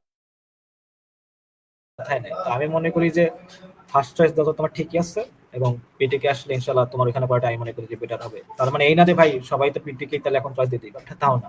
এই ক্ষেত্রে আমাদের যে টেকও ভালো আছে, ডমটেকও ভালো আছে, সবগুলোই ভালো আছে। যে পুরাতন গুলা বেশি যেগুলো আছে সেগুলোতে একটু আমরা চাহিদা বেশি দিই, এবং যারা একটু হোমসিক আছে আমাদের মতো, আমার মতো আর কি, আমি ঘন ঘনই বাসায় যাই, তাদের জন্য আমি মনে করি যে কাছের যে টেক্সটাইল গুলো আছে সেগুলো একটু গুরুত্ব মানে সেগুলোতে চয়েস আর কি বেটার হবে আর কি। এই যে তারপরেও আমি একই কথা বারবার বলছি, সব টেক্সটাইল সেম, কোনো টেক্সটাইলে ব্যতিক্রম না, সবাই বিএসসি টেক্সটাইল ইঞ্জিনিয়ারিং নিয়ে আমরা পড়তেছি। এবং এমনও হয় যে কিছু কিছু সাবজেক্ট আমরা একই স্যারের কাছেই পড়ি, হয়তো আমার থেকে ওই স্যার ক্লাস নিচ্ছে এক শুক্রবারে, আর ওই স্যারই আবার অন্য থেকে আরেক শুক্রবারে ক্লাস নিচ্ছে। সুতরাং স্যারের কথা বলো বা প্রশাসনিক যে সুযোগ সুবিধা আছে, সিলেবাস সবকিছুই সেম, এবং আমাদের পরীক্ষাগুলো সেম প্রশ্ন হতে হবে। সুতরাং এখানে টেক্সটাইলকে আলাদা করার কোনো কিছু নেই। তবে যদি চাও পুরাতন টেক্সটাইল কলেজগুলোতে পড়তে পারো, অবশ্যই সেটা ভালো। অ্যালামনাই ভালো থাকে, অ্যালামনাই স্ট্রং থাকে, এর বেশি কিছু না। এবং বাসার কাছে হলে প্রাধান্যতা আর কি বেশি ভালো বলে আমি মনে করি। এই তো আমার সংক্ষিপ্ত আলোচনা ছিল গাইডলাইন নিয়ে। ধন্যবাদ আবার ইব্রাহিমকে। ধন্যবাদ নাফিউল শাওন। আহ, আচ্ছা, এখানে আহ, এই প্রশ্নটা নিয়ে আমি আরেকটু কিছু অ্যাড করতে চাই। সেটা হচ্ছে, আহ, তোমরা হয়তো অনেকেই শুনছো যে এখানে টিচার সংকট বা সেই যারা আর কি খোঁজ নিছে। তো বেসিক্যালি দেখা যাচ্ছে কি আমাদের ক্যাম্পাসের একজন স্যার পিটিকে যাচ্ছে গেস্ট টিচার হিসেবে, তো পিটিকের স্যার আসতেছে আমাদের ক্যাম্পাসে, বা সিটেকের একটা স্যার আসতেছে। তো এই বিষয়গুলো আসলে সাফল করতে থাকে। তার মানে কি আলটিমেটলি আমরা একই স্যারের কাছে একই জিনিসগুলোই পড়তেছি এবং একইভাবেই পড়তেছি। তো এখানে পড়ালেখার দিক দিয়ে কোনো মানে ডিফারেন্স নেই। এখানে শুধু একটা বিষয় বলবো, সেটা হচ্ছে পুরাতন ক্যাম্পাসগুলোর ক্ষেত্রে হয় কি আমরা এখানে একটা জিনিস ক্লিয়ার করি, সেটা হচ্ছে আমার যত বেশি লিঙ্ক আপ প্রাইভেট সেক্টরে আমার রেঞ্জ তত বেশি, শুধুমাত্র টেক্সটাইলের জন্য না। যে কোনো প্রাইভেট সেক্টরে তোমার যত বেশি রিচ আছে তুমি তত বেশি আগায় যাবে। তো সেক্ষেত্রে হয় কি নিজের ক্যাম্পাসের প্রতি একটা আবেগ জমে থাকে। আমি 4টা বছর এখানে সময় কাটাচ্ছি, 4 বছর পর আমি চেষ্টা করবো আমার ক্যাম্পাসের কোনো এক জুনিয়র আমার কাছে থাকুক। তো আমি যখন একটা কোম্পানিতে এমন একটা স্টেটে থাকবো যেখানে আমি কাউকে হায়ার করতে পারতেছি, সেখানে অবশ্যই আমি আমার ক্যাম্পাসের জুনিয়রকে প্রাধান্য দেবো। তো বেসিক্যালি এই জায়গায় থেকে পিটেকটা একটু আগায় যায়, ঠিক আছে? পিটেক বলো, সিটেক বলো বা টেকেন বলো। তো আমরাও সেই ক্ষেত্রে অনেকটা পিছায় নেই, আমরাও কাছাকাছি আছি। আমাদের 3টা ব্যাচ অলরেডি বের হয়ে গেছে। তো তারা অবশ্যই আমাদের এই সুযোগ সুবিধাগুলো দেওয়ার চেষ্টা করবে। এখন পাশাপাশি আরেকটা কথা অ্যাড করতে চাচ্ছি, সেটা হচ্ছে আমাদের অ্যাডমিশন যে পরীক্ষা, আসলে আমরা সবাই জানি যে একটা সেফ মার্ক আছে। 60% বা 57% মার্কের চেয়ে বেশি পাইলে মোটামুটি সবাই বলে যে হ্যাঁ তোমার সিট কনফার্ম বা তুমি চান্স পাবা। তো এক্ষেত্রে একটা এখানেও সেম ক্যাটাগরির একটা রুল ফলো হয়, অবশ্যই ফলো হয়। বাট এখানে তোমাদের জন্য অপরচুনিটি বেশি, কারণ আমরা যতটুকু জানি, যারা এই বিষয়ে খোঁজ খবর নিচ্ছে তারা মোটামুটি জানে যে আমাদের এই টেক্সটাইল কলেজগুলো অনেকটা আন্ডার রেটেড। আমাদের এখানে অপরচুনিটি অনেক বেশি, বাট আমরা কিন্তু অতটা রিকগনাইজড না। তো এই কারণে অনেকেই পরীক্ষা দেয় না। ইনফ্যাক্ট আমিও পরীক্ষা দেওয়ার আগে জানতাম না যে আসলে টেক্সটাইল এখানে পড়ে আমি আসলে কি করব। সবাই মনে করে যে কি টেক্সটাইলে পড়ে শুধু গার্মেন্টস কর্মী হওয়া যায়, এরকম একটা বিষয়। বাট আসলে কি কিন্তু এরকম না।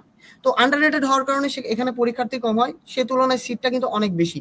যেখানে একটা ভার্সিটিতে অ্যাডমিশন দিতে গেলে তোমাদের একটা সিটের এগেনস্টে 28 জন 27 জন করে ফাইট করে, সেখানে দেখা যায় যে এই টেক্সটাইল কলেজগুলোতে পরীক্ষা দিলে এক সিটের জন্য 7 জন 8 জন ম্যাক্সিমাম ফাইট করে। তো সেখানে একটা হিউজ অপরচুনিটি থাকবে। আর পাশাপাশি ক্যারিয়ার অপরচুনিটির কথা বললে, তোমরা একটা বিএসসি ডিগ্রি আর্ন করতেছো, পাশাপাশি তোমরা ইঞ্জিনিয়ার হবা। তো হয় কি তুমি এক তো নিজের সেক্টর সিকিউর আছে, টেক্সটাইল সেক্টর তো অবশ্যই সিকিউর আছে, পাশাপাশি তুমি বিসিএস ক্যাডার থেকে শুরু করে যে কোনো প্ল্যাটফর্মে জব করতে পারবা। এটা নিয়ে কোনো বাইন্ডিং নেই। তো আরো কিছু কথা বলা বলা ছিল। তো তবে এই পর্যায়ে আমি নাফিউল, এই পর্যায়ে সাদমান সাকিবকে বলবো আসলে আমাদের এই ক্যাম্পাসগুলো থেকে পড়ে ক্যারিয়ার অপরচুনিটি গুলা যদি একটু বেশি ব্রিফলি প্রেজেন্ট করতো। সাদমান সাকিব।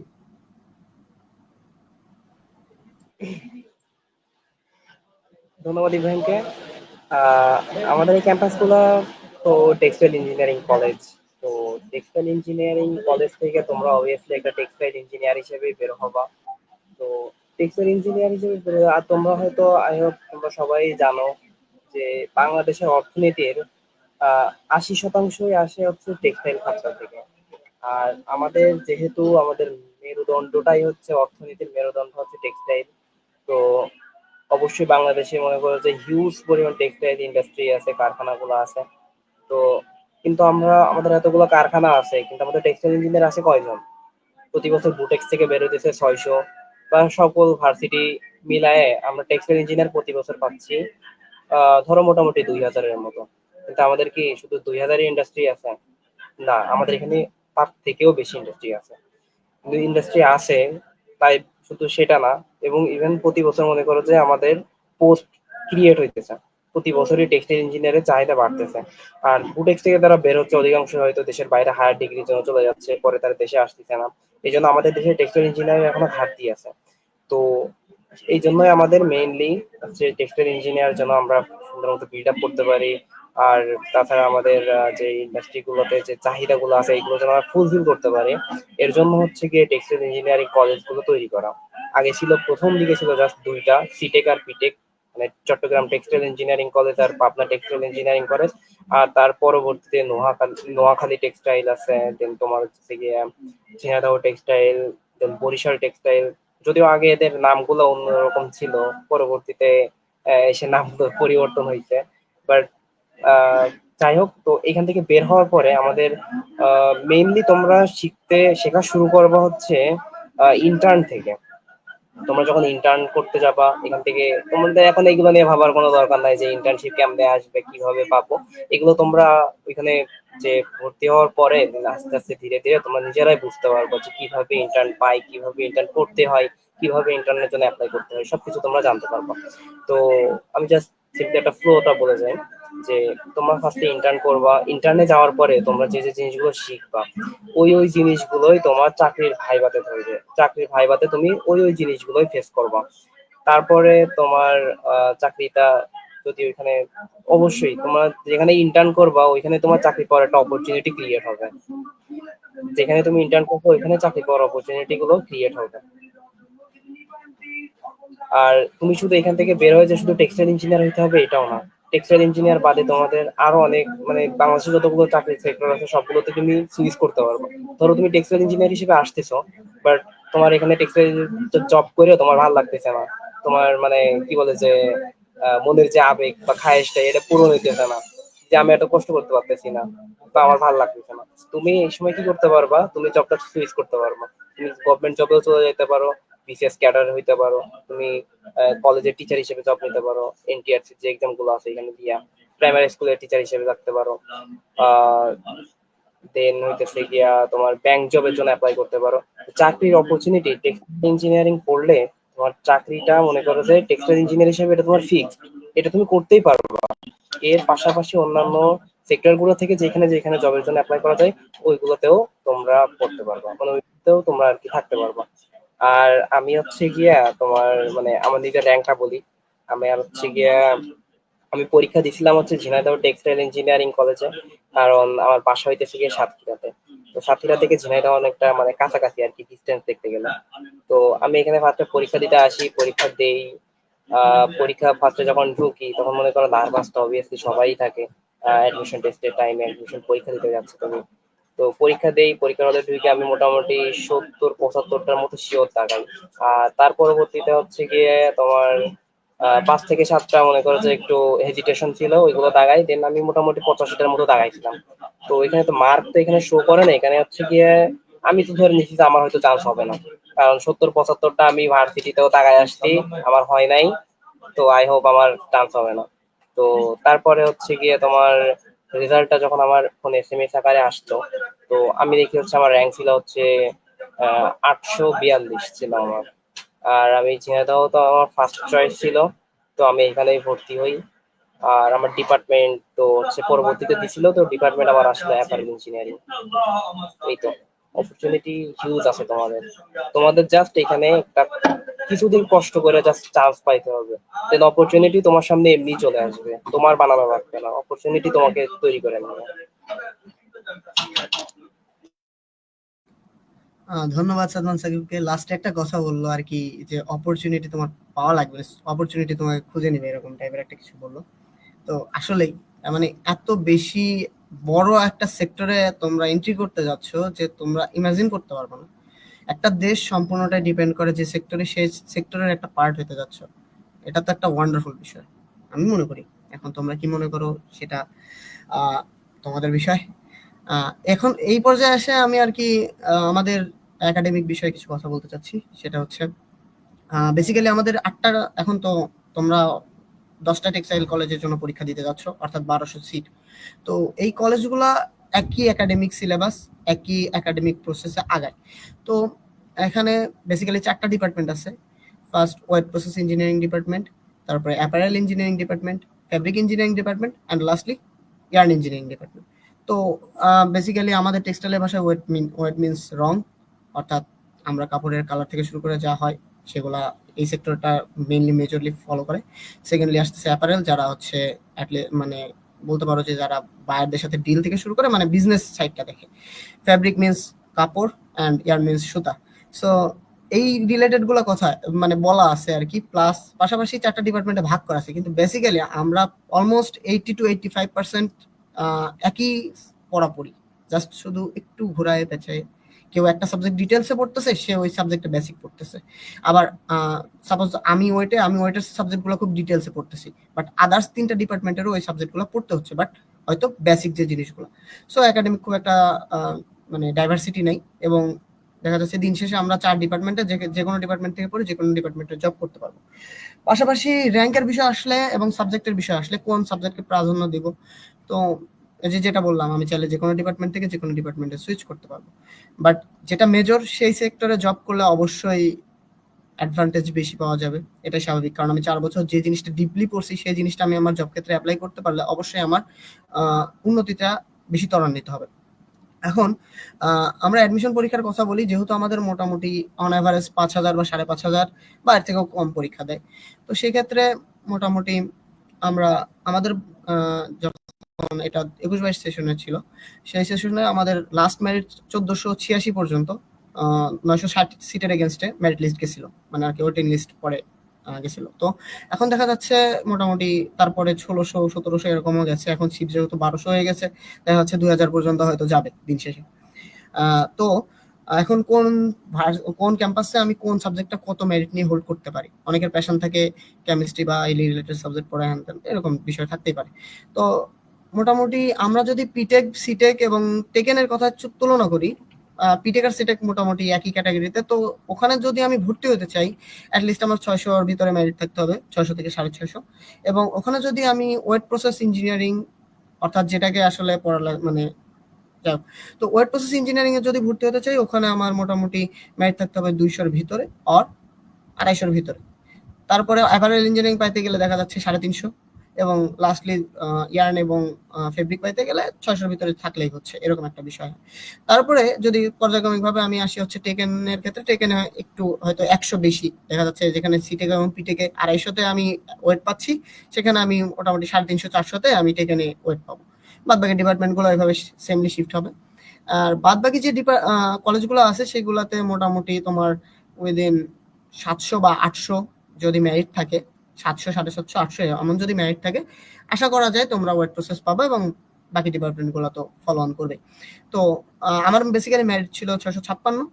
তো ওখান থেকে আমি প্রথমেই মেরিটে ওয়েট ডিপার্টমেন্টটা পেয়েছিলাম। তো এই ছিল হচ্ছে আমাদের সাবজেক্টের যে ক্রাইটেরিয়া, এবং এই বিষয়ে আর কি ব্রিফলি যে আমরা কোন সাবজেক্টে কি নিয়ে পড়ি এই বিষয়ে একটু এক্সট্রা কিছু জিনিস অ্যাড করার জন্য আমি নাফিল ইসলামকে অনুরোধ জানাচ্ছি।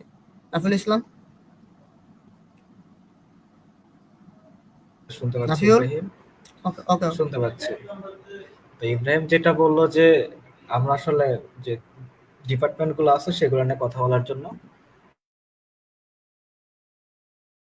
তো প্রশ্ন আসতেই পারে যে 1200টা সিট, এই সিটগুলো আসলে কিভাবে ভাগ হয়। প্রত্যেকটা ক্যাম্পাসে বা প্রত্যেকটা ডেকে মোট 120 জন স্টুডেন্ট প্রতি বছর ভর্তি নেয়। 30 জন করে এক এক ডিপার্টমেন্টে থাকে। ইয়ার্নের 30 জন, ফেব্রিকের 30 জন, ওইটা 30 জন, অ্যাপারেলের 30 জন। এইভাবে আর কি আমরা এইভাবে আর কি প্রশাসন আমাদেরকে সিটগুলো ভাগ করে দেয়। তো চয়েসের ক্ষেত্রে শুরুতে যেটা সবাই দেয় সেটা হচ্ছে ওয়েট, অ্যাপারেল, ফেব্রিক, ইয়ার্ন। এটা হচ্ছে মানে এটা হচ্ছে এখন ট্রেন্ড হয়ে গেছে, যেইভাবে আসলে সবাই চয়েস দেয়, ঠিক আছে। কিন্তু যদি আমরা টেক্সটাইলের পড়াশোনার ক্ষেত্রে চিন্তা করি, তখন কিন্তু ব্যাপারটা আবার রিভার্স হয়ে যায়। কেননা ইয়ার্ন থেকে আসলে টেক্সটাইল পড়া শুরু হয়, ইয়ার্নকে বলা হয় মাদার অফ টেক্সটাইল। ইয়ার্ন থেকে আমরা ফেব্রিকে যাই, ফেব্রিক থেকে আমরা অ্যাপারেল যাই, অ্যাপারেল থেকে আমরা ওয়েটে যাই, ঠিক আছে। তো পড়াশোনা কিন্তু এইভাবে আসে, ইয়ার্ন থেকে আসে, ইয়ার্নকে বলা হয় মাদার অফ টেক্সটাইল, এবং শেষে যাচ্ছে ওয়েট। কিন্তু সাবজেক্ট চয়েসের ক্ষেত্রে আবার উল্টা হচ্ছে, রিভার্স হচ্ছে, ওয়েট, অ্যাপারেল, ফেব্রিক, ইয়ার্ন। সে যাই হোক, এবার আসি একটু যেটা আর কি ইব্রাহিম বলেছে সাবজেক্টগুলোর ডিটেলস। আসলে দেখো, আমরা যখন পড়াশোনাটা শেষ করি তখন কিন্তু আমাদের সার্টিফিকেটে লেখা থাকে বিএসসি ইন টেক্সটাইল ইঞ্জিনিয়ারিং। এখানে কিন্তু আমার কোনো আমি যে কোন ডিপার্টমেন্টে পড়াশোনা করছি ওইটা কিন্তু উল্লেখ থাকে না, এবং মোস্ট অফ দ্য সিভিতে জাস্ট আমি আমার যে ডিগ্রিটা আছে সেটা জানতে চাই। কিছু কিছু কোম্পানি আমি দেখছি, যদিও আমি এখনো ইন্টার্ন করে নেই বা জবে ঢুকে নেই, কিন্তু আমার যেটা এক্সপিরিয়েন্স যেগুলো দেখছি সেগুলো নিয়ে একটু বলি। জানি কিছু কিছু কোম্পানির যে ক্রাইটেরিয়া আছে যেগুলো তারা চায়, সেখানে কিন্তু ম্যাক্সিমামই তারা একটা বিএসসি টেক্সটাইল ইঞ্জিনিয়ারিং জাস্ট এই ডিগ্রিটাই তারা চায়। এখানে তারা কোনো ইয়ার্নের কথা উল্লেখ করে না, ফেব্রিকের কথা উল্লেখ করে না, ওয়েটের কথা উল্লেখ করে না, অ্যাপারেলের কথা উল্লেখ করে না। হ্যাঁ, কিছু কিছু কোম্পানি উল্লেখ করে থাকে, ওরা ওদের সিভিতে আর কি, যে অ্যাডভার্টাইজমেন্ট থেকে ওখানে ওরা বলে দেয়। কিন্তু এখন তোমরা বলতে পারছো ভাই তাহলে কি আমাদের ডিপার্টমেন্ট মানে ডিপার্টমেন্টের সাথে ডিপার্টমেন্টের কি তাইলে সবই সেম? আসলে সেম ব্যাপারটা তাও না। যেমন ধরো ওইটার কথা আমি বলি, ওইটার একটু জব অপরচুনিটি একটু বেশি। হ্যাঁ, কারণ এখানে একটু কেমিক্যালের ব্যাপার স্যাপার আছে আর কি। ওয়েট বলতে আমরা মেইনলি আসলে কি বুঝি? ওয়েট বলতে আমরা আসলে যে পড়াশোনা এখানে, সেটা হচ্ছে একটু কেমিক্যাল বেস পড়াশোনা। এখানে ডাই নিয়ে পড়াশোনা করা হয়, যে কিভাবে কাপড়ের রং দেওয়া হচ্ছে। যদি বাংলা কথায় বলি, তোমরা আসলে মানে ব্যাপারগুলো বুঝবে না, বাংলায় বলে যেটা আমরা বলতে পারি যে কাপড়ে কিভাবে রং দেওয়া হচ্ছে, বা আমার যে শার্টটা দেখতে পাচ্ছ এটা আসলে কিভাবে প্রিন্ট করা হয়েছে, ওইটা আর কি ওয়েটের পড়াশোনা, ঠিক আছে। মেইন পড়াশোনা হচ্ছে একটু কেমিক্যাল রিলেটেড ওয়েটের। এখন তুমি বলতে পারো যে ভাই ওইটা যদি আমি পড়াশোনা করি, তবে কি আমি ইয়ানের যে সাবজেক্ট, ইয়ানের জন্য যে কোম্পানিগুলো আছে, বা ফেব্রিকের জন্য যে কোম্পানিগুলো আছে, বা অ্যাপারেলের জন্য যে কোম্পানিগুলো আছে, সেগুলো তো জব করতে পারবো কি পারবো না? অবশ্যই পারবা, এখানে কেউ দ্বিমত তোমাকে করবে না। এখন বলতে পারো ভাই তাহলে আমি কিভাবে সাবজেক্ট গুলো আলাদা হলো? দেখো, আমাদের যে সিলেবাস আছে, বা আমাদের যে একটা প্রথমেই তোমরা যখন পড়তে পারো তখন তোমাদেরকে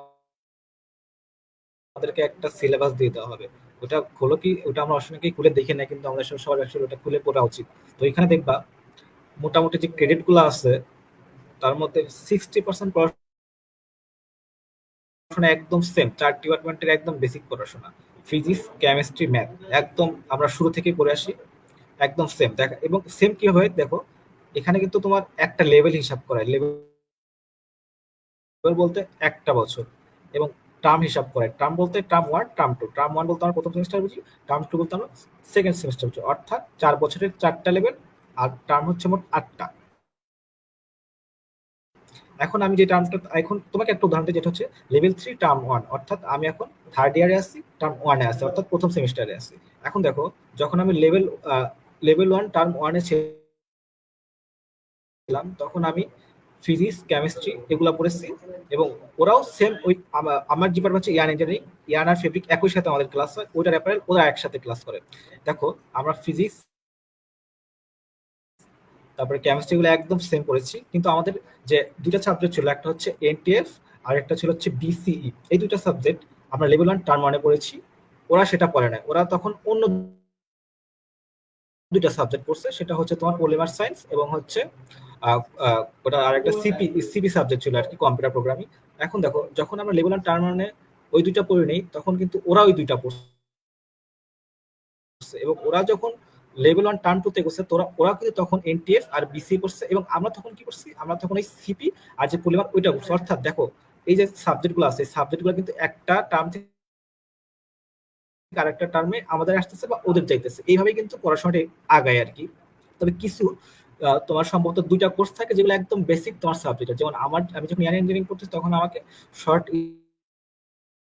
স্টাবল স্পিনিং 1 পড়তে হচ্ছে, আর 2 পড়তে হচ্ছে, এবং লং স্টাবল স্পিনিং 1 পড়তে হচ্ছে, 2 পড়তে হচ্ছে। এই যে দুটো সাবজেক্ট, এগুলো তো দুটো, এই 4টা সাবজেক্ট কিন্তু একদম বেসিক ইয়ার, এই 4টা সাবজেক্ট ওরা পড়বে না, এই 4টা সাবজেক্ট আমাকে আলাদা করছে। ঠিক সেম গোস ফর ওয়েটের জন্য যে ডাইগুলো আছে, ডায়ের যে চ্যাপ্টার গুলো আছে ওগুলো জাস্ট আমরা একটা সেমিস্টারই একদম সব করি, কিন্তু ওরা তারপরে ওরা কি করে, ওরা একদম ডিটেলসে পড়ে ডাই কিভাবে কাজ করে বা কোন ডাই নিয়ে কিভাবে কি রিয়াকশন দেয়, সে একদম ডিটেলসে পড়ে। আমরা জাস্ট ডিটেলসে না পড়ে যে মেইন থিমগুলো আছে ওইগুলো নিয়ে পড়াশোনা করি। তাহলে দেখো নলেজের ক্ষেত্রে যদি আমি বলি, নলেজ কিন্তু প্রায় আমার 60% সেম, 40% যে বাকি ছিল ওটা হচ্ছে ওদের ডিপ নলেজ, এবং ওই ডিপ নলেজটা আমাদের নাই। সেম গোস ফর ওদের জন্য। দেখো যখন আমি আমার ইয়ানের সাবজেক্টগুলো পড়তেছি তখন কিন্তু ওরা এটা পড়তেছে না, সুতরাং আমার কিন্তু 60% নলেজ ওদের সেম আমাদের সেম, কিন্তু 40% যে নলেজটা আছে সেটা কিন্তু আমার জন্য এই ক্ষেত্রে আবার ডিপ। এই যে এইভাবে আর কি সাবজেক্টগুলো আর কি আলাদা হচ্ছে, কিন্তু ডিগ্রির ক্ষেত্রে কিন্তু প্রায় সেম। অর্থাৎ আমি যেটা মেন করছি যে আমাদের টেক্সটাইল রিলেটেড পড়াশোনা 60% অলমোস্ট সেম, বাকি 40% আলাদা। এইভাবে আর কি আমরা ভাগ হচ্ছি। এখন তো ওইটার কথা তো বারবারই বলা, ডাই নিয়ে পড়াশোনা করা হচ্ছে। ফেব্রিকের ক্ষেত্রে আমি ফেব্রিকের ক্ষেত্রে বলতে আমার ফাইবার, যে ফেব্রিকের যে রিলেটেড গুলো আছে, যে আমরা অনেকেই বলছি কোন কাপড়ের মানে কোন সুতার কাপড় ভালো, বা যে ফাইবার গ্লাস ওইগুলো নিয়ে আর কি ফেব্রিকের পড়াশোনা হচ্ছে। অ্যাপারেলের পড়াশোনা, অ্যাপারেলকে অনেকেই মক করে যে অ্যাপারেল মানে আমরা অনেকে বলছি গার্মেন্টস এর চাকরি, বা অ্যাপারেল মানে আমরা কি বলি, কিন্তু আসলে অ্যাপারেল সাবজেক্টের কিন্তু ডিমান্ড আস্তে আস্তে অনেক বাড়তেছে, এবং অ্যাপারেল সাবজেক্টটা কিন্তু খুবই খুবই একদম আমি মনে করি ডিমান্ডেবল সাবজেক্ট। অ্যাপারেল সাবজেক্টের মাধ্যমে আসলে আমরা মার্চেন্ডাইজিং যে শব্দটা আছে ওটার সাথে পরিচিত হই। আসলে যারা অ্যাপারেল পরে ওদের মেইন থিমটাই থাকে হচ্ছে ওরা মার্চেন্ডাইজিং এ জব করবে, ঠিক আছে। তারপরে ইয়ানের কথা যেটা বলছি, ইয়ানে আমরা স্পিনিং মিলগুলোতে আর কি একটু বেশি প্রাধান্য দিয়ে থাকি আর কি। এই যে এইভাবে আর কি পড়াশোনাগুলো হয়, এবং বারবারই একই কথা বলতেছি যে একদম সেম পড়াশোনাই, 60% সেম, বাকি 40% যা যা ডিপার্টমেন্ট আছে সেগুলো অনুযায়ী পড়াশোনা করে আর কি, ঠিক আছে। তো এখানে তুমি যদি মনে করো যে তুমি চান্স পাইলা, ওয়েটের যে সাবজেক্ট চয়েস ছিল ওটা পাইলা না, এখানে আসলে আশা হতে হওয়ার কোনো কিছুই নাই। বা অ্যাপারেল চয়েস ছিল অ্যাপারেল পাও না, এখানেও আশা হতে হওয়ার কিছু নেই। সব ডিপার্টমেন্টই সেম, সব ডিপার্টমেন্টের প্রায় পড়াশোনাগুলোই সেম। তুমি যে সাবজেক্টেই পড়ো না কেন, দিন শেষে তোমার স্কিলটাই ম্যাটার করবে। তুমি যদি তোমার স্কিলগুলো ডেভেলপ করতে পারো, দিন শেষে চাকরি তোমার কাছে আসবে। আর একটা কথা ওরা বারবারই বলেছে, সেটা হচ্ছে টেক্সটাইলে যারা জব করে ওরা আসলে কেউ ঘরে বসে থাকে না, আসলেও থাকে না। হয়তো একটু আর্নিংটা প্রথম প্রথম কম থাকে, বাট আস্তে আস্তে ওটা ইনক্রিজ হয়। এই নিয়ে আশা, আমি মনে করি আশা হতে আর কিছু নেই। এবং অবশ্যই অবশ্যই টেক্সটাইলটা কিন্তু একটা টেকনিক্যাল সাবজেক্ট, ঠিক আছে। সুতরাং এটাতে আমি মনে করি খুবই খুবই অ্যাডভান্টেজ। তো এটাই ছিল আর কি বেসিক যে পড়াশোনার কথা, সেগুলো আর কি আমি একটু বলে গেলাম আর কি। এই ধন্যবাদ নাফিউল শাওনকে। আসলে যে সুযোগ পাচ্ছে সেই নিজের ইব্রাহিম, ডিপার্টমেন্টকে প্রমোট করে কন্টিনিউ করো। যাচ্ছে। হ্যাঁ, ওকে ওকে। এখানে যে সুযোগ পাচ্ছে সেই নিজের ডিপার্টমেন্টকে প্রমোট করতেছে। তো বেসিক্যালি আসলে আমাদের রুট সেম। আমরা যেটা ফার্স্টেই বলছি যে এক ডিপার্টমেন্ট থেকে পুরো এক ডিপার্টমেন্টে সুইচ করা কোনো বিষয়ই না। তো এই পর্যায়ে অ্যাপারেল নিয়ে এবং আমাদের ক্যাম্পাস কেন বেস্ট হবে, আমি যখন চান্স পাবো তারপর আমাদের ক্যাম্পাস অন্যান্য ক্যাম্পাস থেকে কোন কোন দিকে আগায় সেই বিষয় নিয়ে কিছু কথা বলার জন্য সাদমান সাকিবকে আহ্বান জানাচ্ছি। সাদমান সাকিব। ধন্যবাদ ইব্রাহিম। আহ, সুযোগ পেয়ে নিজের ডিপার্টমেন্টে অনেক বাহবা দিচ্ছে, অনেক কিছু বলতেছে। আসলে এখানে ডিপার্টমেন্ট আমারটা বড় বা ওরটা ছোট, বা আমার ডিপার্টমেন্ট সেরা ওর ডিপার্টমেন্ট অতটাও না, এমন কিছু না। সব ডিপার্টমেন্টই বেস্ট এখানে। তো আমি যেহেতু অ্যাপারেলের, তো আমি অ্যাপারেল রিলেটেড কিছু কথাবার্তা বলবো। তোমার এখানে আমার বন্ধু ইব্রাহিম আছে, আমরা সবাই তো ঝিনাইদহ টেক্সটাইল ইঞ্জিনিয়ারিং কলেজে। তো ও হচ্ছে ওয়েটের, আর নাফিউল হচ্ছে ইয়ানের, আর আমি হচ্ছে অ্যাপারেলের। তো অ্যাপারেলে পড়লেই তোমার হচ্ছে গিয়ে ফার্স্টে তুমি প্রথম দিন ক্লাসে আসলেই তোমার সিনিয়র হোক বা তোমার ক্লাস টিচার হোক, সবাই তোমারে একটা কথাই তোমার কানের ভিতরে আসবে, কি? মার্চেন্টাইজিং। এখন তোমরা হয়তো জিনিসটার সাথে অনেকেই হয়তো পরিচিত, অনেকে হয়তো পরিচিত না। এখন মার্চেন্টাইজিং জিনিসটা আসলে কি? মার্চেন্টাইজিং জিনিসটা হচ্ছে আহ তুমি আহ ধরো তুমি হচ্ছে গিয়ে একটা ইন্ডাস্ট্রিতে মার্চেন্টাইজার হিসেবে আছো। এখন তোমার কাজটা কি হবে? তোমার কাজটা হবে হচ্ছে বাইরের দেশের কোনো ডিলার যদি তোমার সাথে তোমার ইন্ডাস্ট্রি থেকে কোনো কিছু কিনতে চায়, তাইলে তখন সে তোমার মাধ্যমে আহ তোমার ইন্ডাস্ট্রির সাথে ডিল করবে। এই যে তুমি যে একটা মাধ্যম হিসেবে ইউজ হচ্ছে, তুমি মাধ্যমের এই মাধ্যমটাই হইতেছে গিয়ে টেক্সটাইলের ভাষায় মার্চেন্টাইজিং। এখন আসি হচ্ছে আমাদের একাডেমিক পড়াশোনার বিষয়। তো একাডেমিক পড়াশোনা বলতে ভাইয়া কিছুই নাই। একাডেমিক পড়াশোনা ওয়েটেরও যে এটা পড়তে হয়, ইয়ানেরও সেম জিনিসই পড়া লাগে, আমাদেরও সেম জিনিসই পড়া লাগে, ফ্যাব্রিকেরও সেম। তো যেহেতু সব সেমই, তো আমাদের অবশ্য অ্যাপারেলের হচ্ছে গিয়ে পড়াশোনার দিকটা যদি বলা হয় কিছুটা ইজি বলা যায়, কারণ ওইটা মনে করো যে কেমিক্যাল। তো তোমরা যারা অর্গানিক রিলেটেড কামগুলোতে একটু বেশি অভ্যস্ত বা বেশি জানো, বেশি পারো, বা তোমরা যে হচ্ছে হয়তো হচ্ছে কেমিক্যাল নিয়ে কাজ করতে ভালো লাগে, তোমার জন্য ওয়েটই পারফেক্ট, তোমরা ওয়েট নিয়ে পড়তে পারো, ডাজেন্ট ম্যাটার।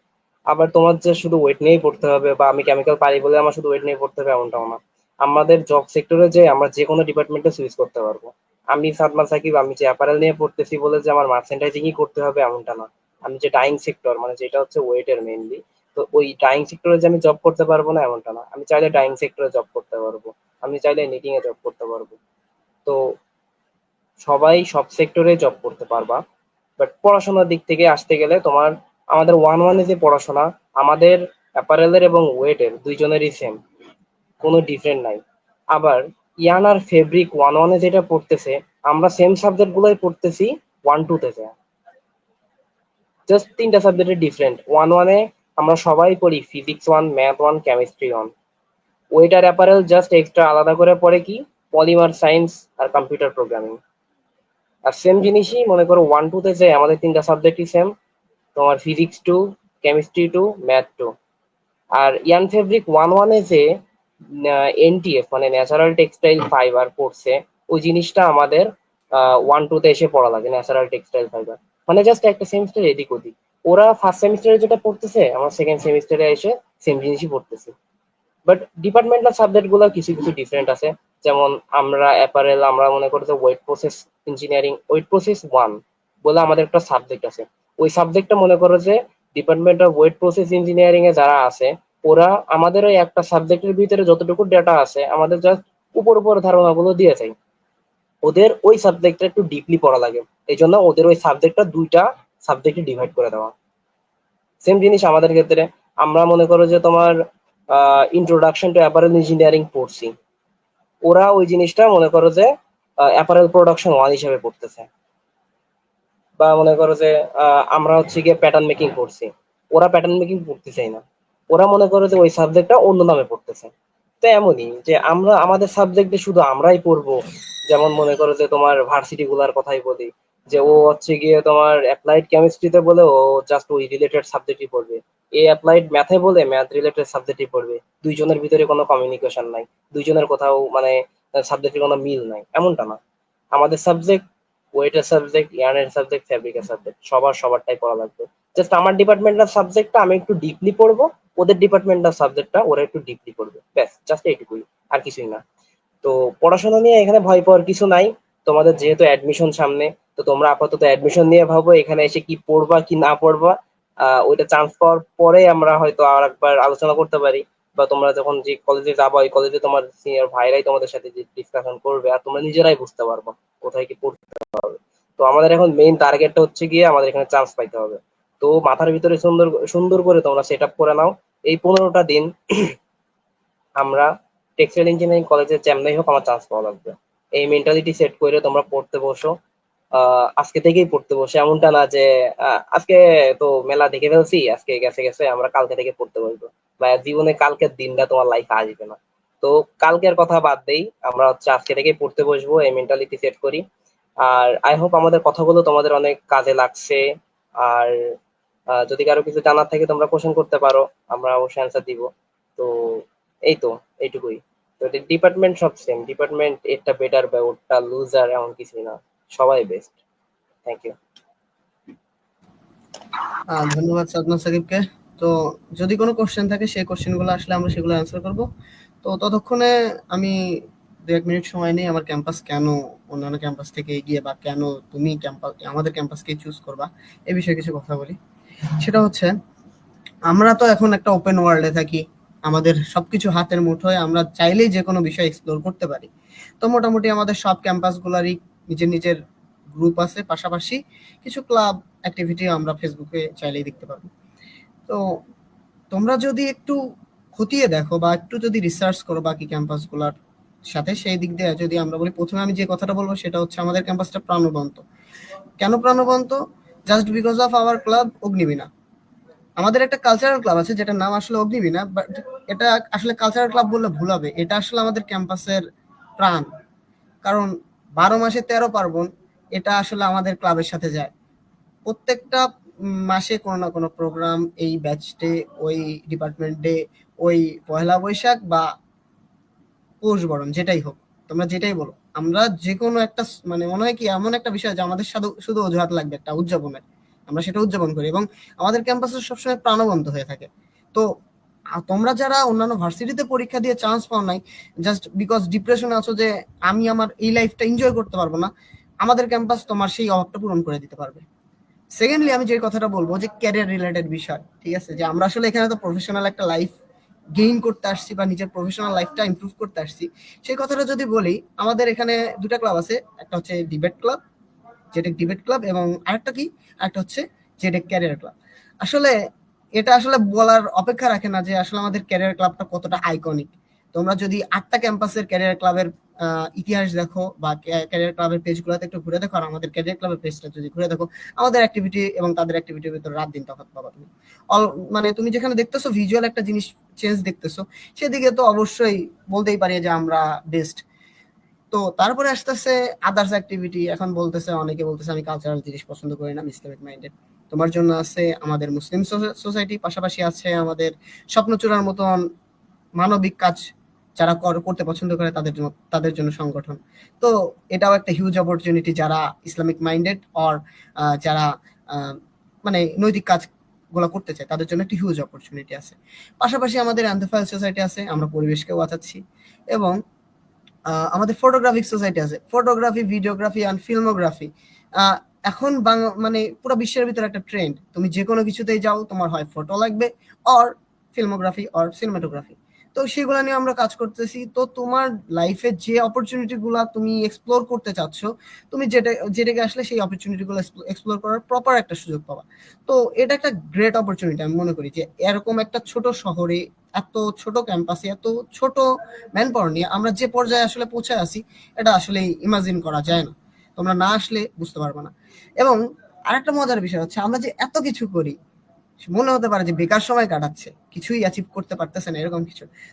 তোমরা জানলে খুশি হবা যে আমাদের ক্যাম্পাসের রেজাল্ট 8টা টেক্সটাইল কলেজের ভিতরে সব সময় সবার আগে গিয়ে। এটা শুধু একজন বা দুইজন পার্সনের জন্য না, এটা অল এভারেজ। তোমরা যদি বিগত সালের যে রেজাল্ট গুলা বা প্রত্যেক ব্যাচের যে রেজাল্ট গুলা তোমরা যদি একটু খতিয়ে দেখো, তোমরা বুঝতে পারবা যে আসলে আমরা কতটা এগিয়ে। এবং যেহেতু আমরা রেজাল্টও করতেছি, অ্যাক্টিভিটিও করতেছি, পাশাপাশি সবকিছুই ব্যালেন্সড। তো আমার মনে হয় এটা বেস্ট অপশন। এখন বাকিটা তোমাদের। এখন কোনো যদি প্রশ্ন আসে, আমরা 2-1 মিনিট ওয়েট করবো, যদি আসে তাহলে সেগুলোর উত্তর দিব, না হলে আমরা সেশনটি ক্লোজ করে দেব। ধন্যবাদ সবাইকে আমাদের সাথে থাকার জন্য।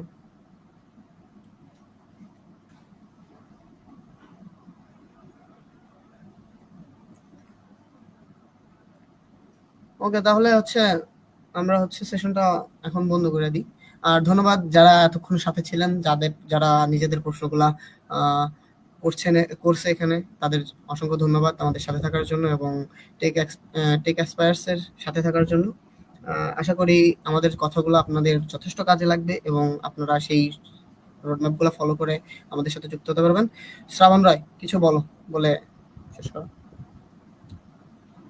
আরো একটা অ্যাড করতে চাই, সেটা হচ্ছে আমাদের ব্যাচমেট শ্রাবণ রায়।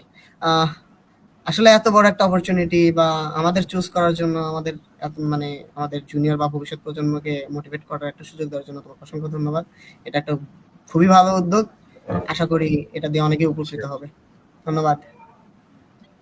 সো তোমাদের সবাইকে আবারও ধন্যবাদ। মানে বিশেষ করে আমাদের আজকে সেমিনারে যে গেস্ট ছিল সবাই তো চলে গেছে, হয়তো বা লাইভটা দেখতেছে। সো সবাইকে আমি আমাদের জায়গা থেকে আবারও অভিনন্দন জানাই, আবার ধন্যবাদ জানাই। সো আমাদের আজকে সেশনটা ভালো মতো কমপ্লিট করার জন্য।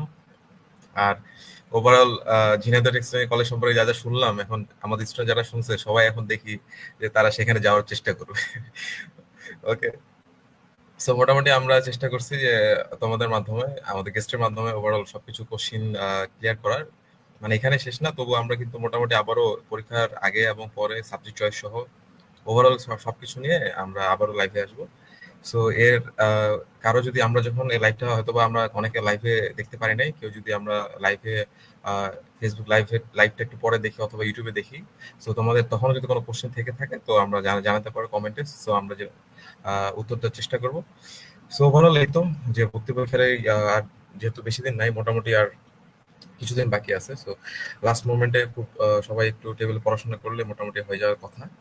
আর কোশ্চেন ব্যাংক করতে হবে। সো এরপরে আমরা নেক্সট ক্যাম্পাসে মুভ করব। সো সে পর্যন্ত আমাদের সাথে থাকার জন্য ধন্যবাদ।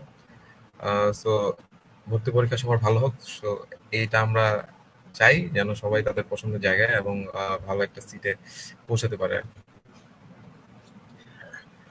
ওকে, সো সবাইকে এতক্ষণ আমাদের লাইভে থাকার জন্য ধন্যবাদ। সো আবারও দেখা হবে। Stay tune, tech experience, textile admission care. So সবাইকে বিদায় জানিয়ে আমরা এখানে শেষ করছি। ওকে ইব্রাহিম, আমরা বিদায় নিই। ওকে, ঠিক আছে।